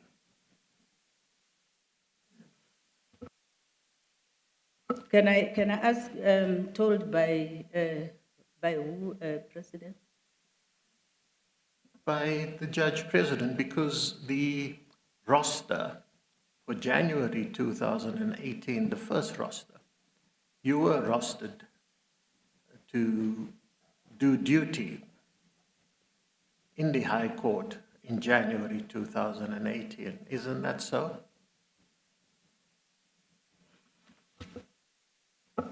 That's not so, President. You say you were not rostered. No. You That were- was what you are talking about is a draft duty roster. Well, That was No. dated 7 December, and if you read that email, it calls upon everyone.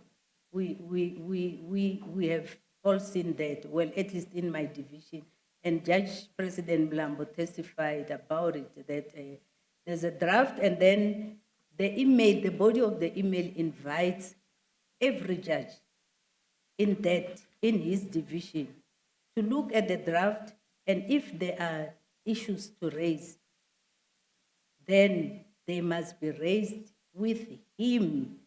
That's the email of 7 December 2017.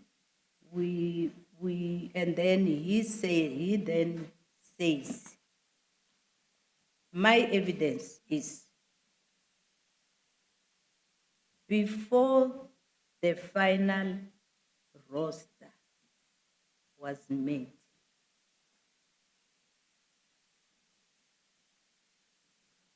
on the sometime after, because my meeting request with him was 14 December. I think this was a day before end of term, and we met. That's when he told me that he is going to arrange a replacement for me.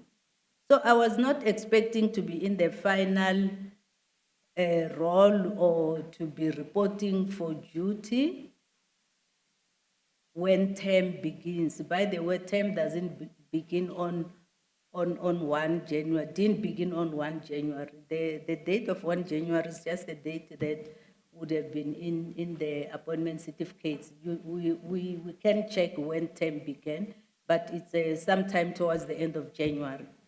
So what he is saying, what I am saying, and what I will say and emphasize is that when we finished our consultation, it was clear that I am not expected to come and report for duty. The other day you asked me the witnesses I'm calling, and I think there was an omission not to ask me, or I'm still going to be asked whether I'll be calling witnesses. But one of the persons that I will ask to be assisted with subpoenaing, because I don't have contact with these people. It's a person that was supposed to have been my clerk had I commenced duties, because these clerks receive files, more especially appeal files. They receive them before end of term, and then they distribute them to judges that beginning of next term, it can be 3 months before, because in this case it's December, recess, and then the next term starts January. Here are your appeal files that you must read. And then that lady called me because she did not, she saw that I believe the same draft roster, or to say, I have your files. That's before end of term, or maybe I can't remember when. And I said to her, look, I am not coming beginning of term. Please talk to JP Mlambo. He will tell you where to redirect those files. I understand that that's how the system works. But let me get back to, and I'm only clarifying. You say on the 14th of December 2017, you had a meeting with JP Mlambo. This, Did you have a meeting? I said it was a meeting request, and then I think we met the following day. We finalized the confirmation by telephone. I have it here. It's it's in an email actually. No, I just want The to. email is on record to say, Judge President, please, with regard to, I'm answering to the question of the draft duty roster to say, don't confirm my name until we finalize our discussions.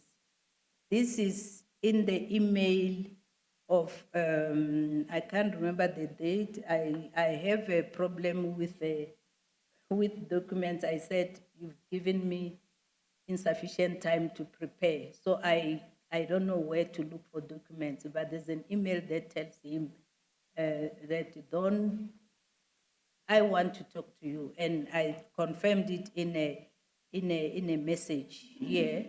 I spoke about messages in the morning. I see it's here in the messages.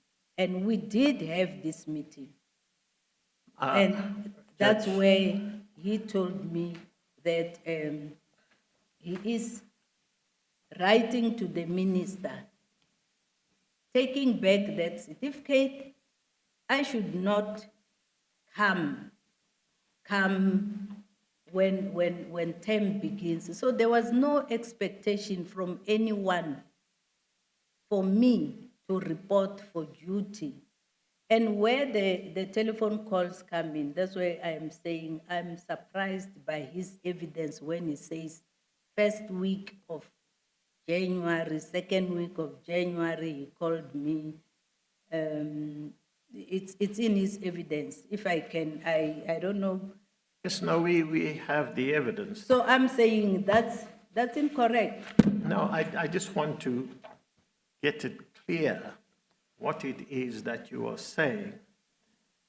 You are saying that on the 14th of December 2017, there was a telephone call between you and Judge President Mlambo. Is that so or not? President, I said there's an email. It's somewhere in All these right. bundles. There is some There's an email. There's also a text message. It's here. Okay. In the documents that I will submit. There That- is. and No, then let's just I am saying- let's just get clarity. On the 14th of December 2017, there is email correspondence between you and Judge Mlambo. Is that correct? That's correct. On the 15th of December, was there a telephone call between you and Judge? We met. I remember it was last day of term or a day before end of term. So you met in person, Yes, in his chambers, and it was in his chambers in the Yes. High Court in Johannesburg, in Pretoria. in Pretoria. Yes, And it was on that date, 15th December 2017, yes. that you communicated to Judge Mlambo that you will not be able to start on the 1st of January. No, what then happened, and I just want you to concentrate on what you can recall happened on the 15th of December 2017 when you were with Judge Mlambo. On that day, that's the day I say, you will remember in one of the earlier emails, he says, the delay, my delay to reply to one of his emails was a problem because the president has already put the date of 1 January. But then let's talk about it. And then it followed. So on this day, the last day of term or a day before end of term, that's when he showed me that envelope with certificates, appointment certificates. And he said to me, I'm not giving you this certificate because it's invalid. I'm taking it back to have a new date. So with regard to the role, he said he is going to find a replacement. He is going to talk to the minister and write to the minister, and we saw there's a letter to the minister. So that's what transpired. And so when term ended, there was no expectation for me that I must report for work on when term begins, which is why he also, in his own words, when he replied to the complainant that there were arrangements made for 1 April. And if he says he called me 1 January 2018, term has not even begun. There's no one who starts on New Year's Day. It's a holiday, and it's still recess. And I can say it now, here and now at this point, because you want me to talk about it. I've seen it now recently. There's I think last week, or is it this week when the newly appointed judges, where there was some ceremonial taking of oath. That's a new thing. I've never seen it. I've never heard of it. As I've said, I've acted in that division for so many years.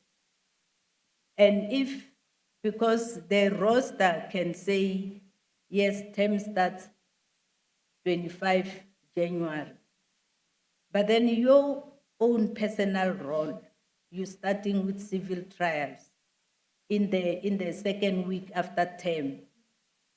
In my experience, that's when I will go and take an oath. But I was called to take an oath, or that this must be a new thing. I've never heard of it, not in with everybody else, and it's when I was still acting, it would be the deputy president say, Now, I just want to clarify exactly what happened on the 15th of December 2017, because apparently, as I understand, what you are trying to say, or what you are saying, is that on the 15th of December 2017, Judge Mlambo, as a result of the discussion you had with him on that day, knew you were not going to start in January of 2018. Is that what you are saying? That he knew come January 2018, you will not be starting as a judge? Yes. No, that's fine. And the reason for that is the discussion you had with him on the 15th of December.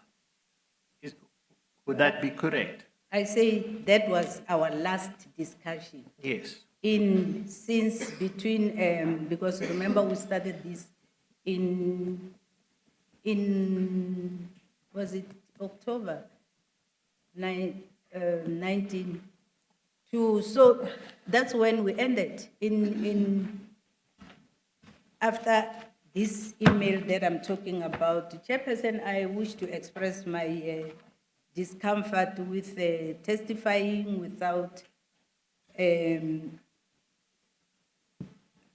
without reference to the email, because I know it's here. Can I have time to? Yes, get you certainly will have time after today's hearing. I'm just trying to encapsulate what you are saying, because Judge Mshidi had put to you his concerns.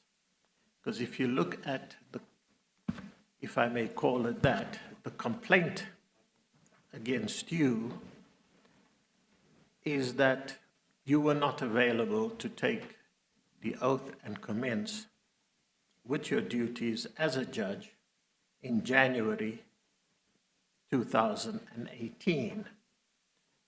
The evidence we've heard from Judge Mlambo that the arrangement was that the new judges would begin from the 1st of January 2018. You had met with him and the deputy judge president, and it was in January still that he expected you to take up your duties, but you did not do so. And what is being asked of you, and if I may put it bluntly, is why didn't you do it then? Because that really is the crux. Because there was no, I don't know how I should put it, President. I've answered the question that when we last had our meeting, after this email of 14 December and also the text that I'm saying I'm having with me here, our last discussion was that he is taking back the certificate of appointment. I don't have that certificate of appointment of 1 January 2018. I don't have it. It was never given to me. He is taking it back because it is invalid. And with regard to a replacement for me, he is going to make arrangements for someone to do the role. That's my answer, President. And then I am taking it further, again, referring to his evidence here before you, that he then says,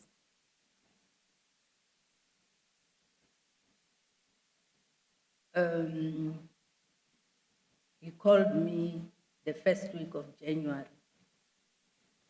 Him and then he had a meeting with me and the Deputy President Lidwaba. But the meeting, again, is in his evidence. He says the meeting with Lidwaba, there was only one meeting. And I will also refer to that meeting. That meeting was sometime in February or beginning of March, because we were arranging for my starting in April. And Just sorry, Deputy, I just want to clarify. Sorry, you can carry on. There was evidence from Judge President Mlambo that you had a meeting in early January. Did you have such a meeting or not? no, Thank you. Now, carry on. can I complete your line of thought? Because that meeting with DJ Lidwaba was responsible for recess duty. And the intention was for me to start to do recess so that, because it then falls in my 1 April day. And JP Mlambo is the one who stopped me from assuming duties on there. There's a letter that I'm going to refer to you. No, I understand that. All I want to know, it was Judge President Mlambo's evidence that you had a meeting in January 2018. Now, you say you did not have a meeting with him in January 2018. You did have a meeting. Certainly not before term starts. I mean, No, let's just, was there a meeting? no, in not in January. Right, And that- I will, when the complaint, No, then let's, when the complaint came, he sent it to me by email, and I have it here. no, that's fine. I never met him in January. I only met him after, when we were preparing, because we were anticipating that the president was going to sign the certificate for 1 April. No, I understand that. So, I never had the meeting with him. And I remember in his evidence, he promised to go and check his diary, and but there was nothing firm. So I am saying I never had a meeting with JP Mlambo in January of 2018. The whole of January 2018, we started talking for a start by email when that letter of 26 January from the complainant came. He first sent me a text. I can read it even before I submit the documents. no, thank you. You made I- it clear. No, I you- want to No, finish. you can carry on with your evidence. You made it clear. Should I not continue? No, I just want, on the point that we asked, that you said that you had no meeting with Judge President Mlambo and the Deputy Judge President in January of 2018. But that's my evidence. Yes, no, that's fine. That's all I wanted to know. Then you may continue with what else And you- I'm saying, the first time I spoke to him, it was by a text that he sent me to give me the letter from the complainant. This is January 26, January 2018. It's a text, 9:34 p.m. It says, Kurula, please forward your email address. I have a letter that I must bring to your attention. And then the letter turned out to be this complaint. And I think in his response to the complainant, he tells them that I am going to bring this to the attention, to my attention, which it is doing it here. He sent it by email, but I never met him in January physically, and this was our first conversation. And then when we met with DJP Lidwaba, I have it somewhere in the documents that I'm going to submit, which was for me to start at the time that will coincide with recess, because 1 April was going to be in recess. So I had said I don't mind doing recess duty, We had a meeting. We obviously talked about other things, but that was the meeting. And then after that meeting, he wrote a letter to the Minister of Justice. The letter is in your records. I know the date by head. It's 29 March, where he's raising a lot of issues about the delays, why the president is not saying anything, because his stance throughout was that I'm not going to deploy this woman until I hear from the president. There's a lot of communication in that regard. And in that letter, that's what he said, that I'm not going to let her do any work until I hear from the president. And now the 1st of April is coming. We don't know what's going to happen and the rest. But I must again express my discomfort, because as I talk, I should be able to give you the letter. And I think I am being prejudiced, because it's like I'm just talking stories without any. No, you will have time when we adjourn today to find whatever correspondence you are referring to, and you may certainly produce it when we meet tomorrow.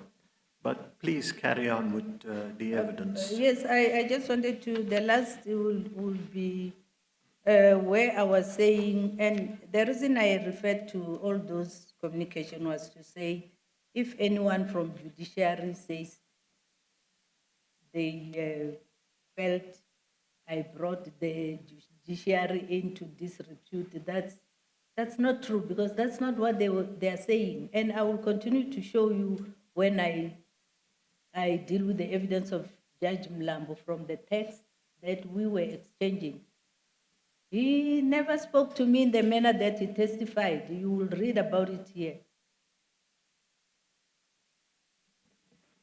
But anyway, the last is, I wanted to say, before Honorable Judge Mushidi expressed his wish for me to address him on that issue, I wanted to say, there's a time when my attorneys of record addressed a letter to the Secretariat.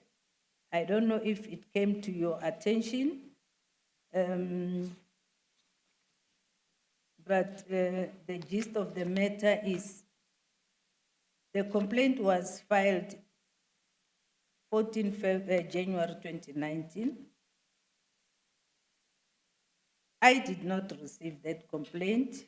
I read about it in the internet. There's this digital news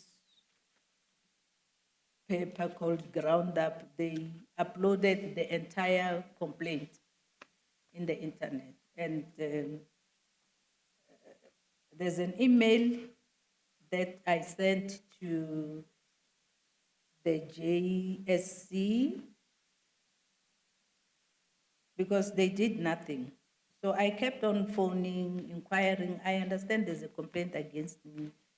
And they said, no, until you are informed formally, there's no complaint against you. If the complaint is a complaint in terms of the act, you will be notified. So for over a year, 12, 14 months, I didn't receive any formal notification about the complaint. Sometime in Sorry, once more to interrupt you, Judge Makhubele. We have read all that, how you allege that you never received a complaint. You heard from people, the newspapers, internet. Now it's common cause. You received a complaint subsequently, and that's what we're here for. But to go back and say to us how you did not receive it, how long it took for it to come to you, is not what we are concerned with here. It's common cause you received the complaint. Ultimately, you responded thereto at the office of the Chief Justice, at the tribunal, the the JCC, Mr. Conduct Committee, and even here, we have that all on paper, the history. But here we want you to deal with the complaints against you, because you did receive them, ultimately. Thank you again. I Honorable. hope you don't. If you, I am, every time I have to make a request for an indulgence, the issue of me having caused or delays comes up. So, which is why I say let me say, there's something that you have not heard about. I can leave the 14 months, but then this morning I said the complainant also caused delays, and I beg leave to present those letters. Because if today I were to ask for a postponement, I'm going to be told that delays 4 years, and I can assure you, I can only account for the delays caused by the recent events of the state attorney not paying my legal representative. But then it always disadvantages me. So, which is why I'm saying, if I get that confirmation and comfort from you that you know where the delays were, you're not gonna attribute to me every time I ask for an indulgence, then I will stop. But I think it's important for purposes of the record to place on record exactly what happened. There are things that you have not heard. I can jump the 14 months and then go to what the delays before. You remember you were appointed sometime in 2022 after the recusal of Judge Brandt. After the recusal of Judge Brandt,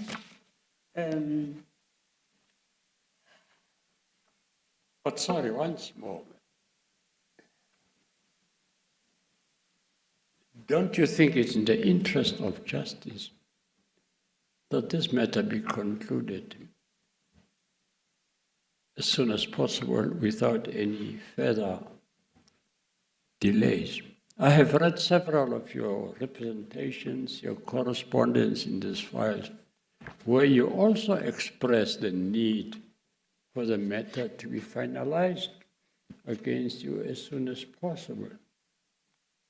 And I got the impression that you are right, that the matter cannot hang over your head for so long. But today we're here to hear your story, your side of the version on the complaints. You want to go backwards and tell us how many months it took you to get the complaint. Don't you think it's in the interest of justice just to deal with these complaints, let the tribunal know what is your version on these complaints? exactly, Honorable Judge Mushidi, I want this to be finalized, but I said every time there's an issue, I am said to be the contributor of the delay, the 4-year delay in this matter. And it won't take a minute. Can I place this on record?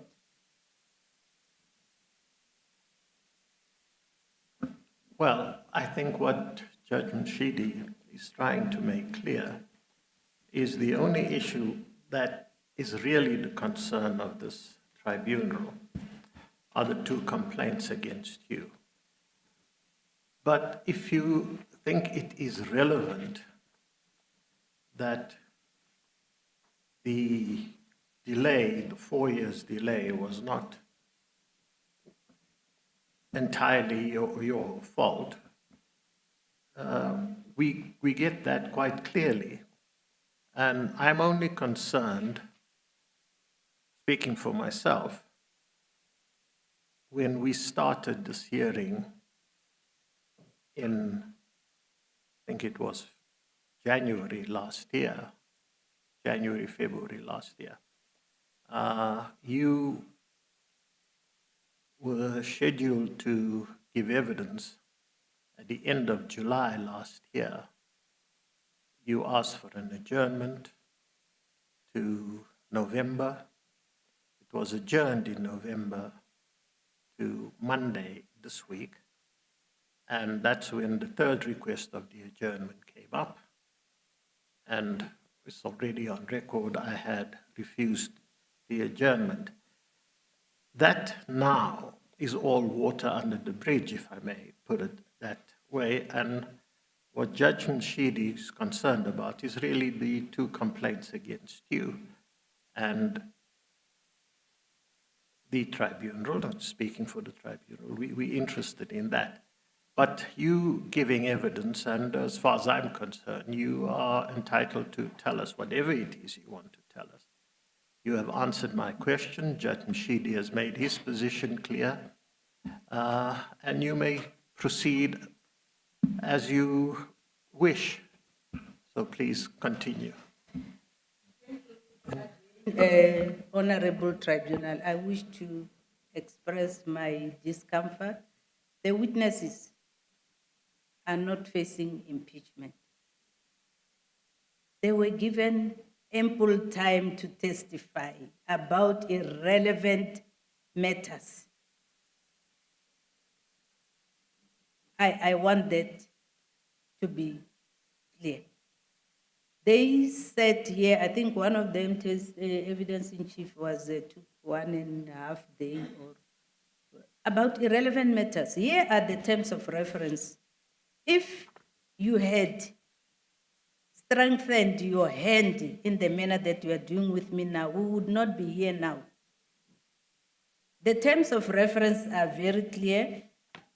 What is at issue. But they were allowed to talk about so many things that really, at the end of the day, were intended to embarrass, humiliate me.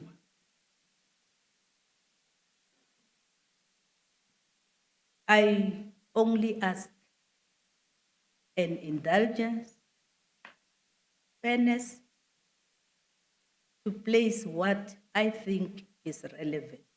Because now, if I ask for a post, and I can see you, I don't know, it's like you're trying to hurry me up. And the first thing is, I'm not prepared. In the morning when we came here, I said you gave me very short notice. I requested 2 days. You gave me 1 day, which was when I left here, because we had to make copies, it was 2 o'clock. And the matter was adjourned to today at 11 o'clock. That was very short notice. And that's why I'm saying, if the matter is going to be adjourned today, it should not, the delay should not be in the entire proceedings, because that's the narrative being driven. And I'm saying, because I know the record, yes, I can accept that. I know what's before you. I've spoken about it, the issue of the 14 months delay by the JSC. But then I only want to put on record the role of the respondent, of the complainant. And I said it's not going to take 2 minutes. And I also said, if you do not allow me to do this, I hope the issue or that I'm the cause of these delays is not going to be raised, because, as I say, I'm not to blame, entirely to be blamed. And in the final analysis, if you were to compute all these periods, you would see where the most delay was. Yes, thank you. I understand all that. So if we can then proceed further with your evidence, you were telling us about the 14 months that you waited for the complaint.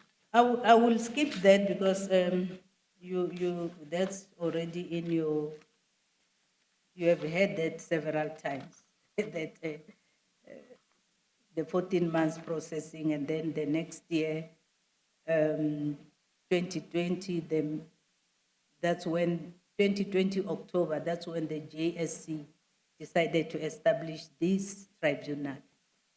It's already end of 2020. And then the first tribunal was appointed in the next year, April 2021.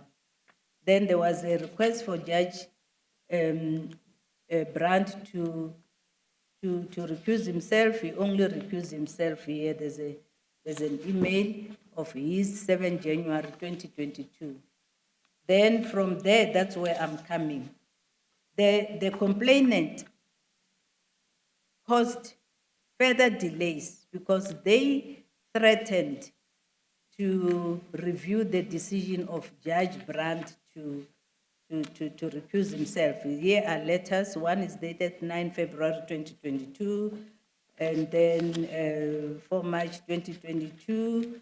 They only let the matter rest on, here is their last letter. I think it's in, they were actually threatening Chief Justice Zondo to say, don't appoint a replacement for Judge Brandt. If you do, we're taking you on because we want to take him on review. And it's only, you will recall, I think in this letter of theirs, it's dated 4 March 2022. That's when they wrote to the JSC, to Chief Justice Zondo to say, we withdraw our threat to review the appointment of a replacement. And you will recall that you were appointed in June of 2022. I'm talking about the president. So if you look at all these things, I'm not to blame for the delays. And obviously, when a matter starts and you allow legal representation, dates are agreed amongst parties, and when I look at the record, that's what caused the matter to start in February of last year. I had a previous counsel, Wim Trengroef. He was on brief with a junior, but because we realized the dates being suggested were not suitable for him, I didn't cling to him. I let him go, and we appointed Malika, and then dates were agreed on to start. So that's all I wanted to say, President, that this narrative that I caused a four-year delay in this matter, entirely not true. Can I have a break? Yes, certainly. Would you like us to stand down for about 5-10 minutes, give you an opportunity I'm just looking at the time now. I don't know when you intend to, what time you intend to work to. It's 3:15, and I've already indicated that I only read the evidence of one witness. That's as far as I will be able to testify. Well, I can stand down for 5-10 minutes, and we will then have another half an hour, if you are up to it. Would that suit you? I would like to because from here, I'm going to testify about issues relating to that you were trying to elicit from me. Yes. And the evidence of JP. And as I've said in the morning, I'm not familiar with documents that I need to prepare myself properly, so tomorrow I can finish with this evidence. So you would like us then to adjourn till tomorrow? If the No, tribunal, if that's the agrees. request, that's fine. Would you be in a position to start at 10 o'clock tomorrow? yes, Then we will then take the adjournment and we will commence tomorrow with your further evidence at 10 o'clock. Thank you.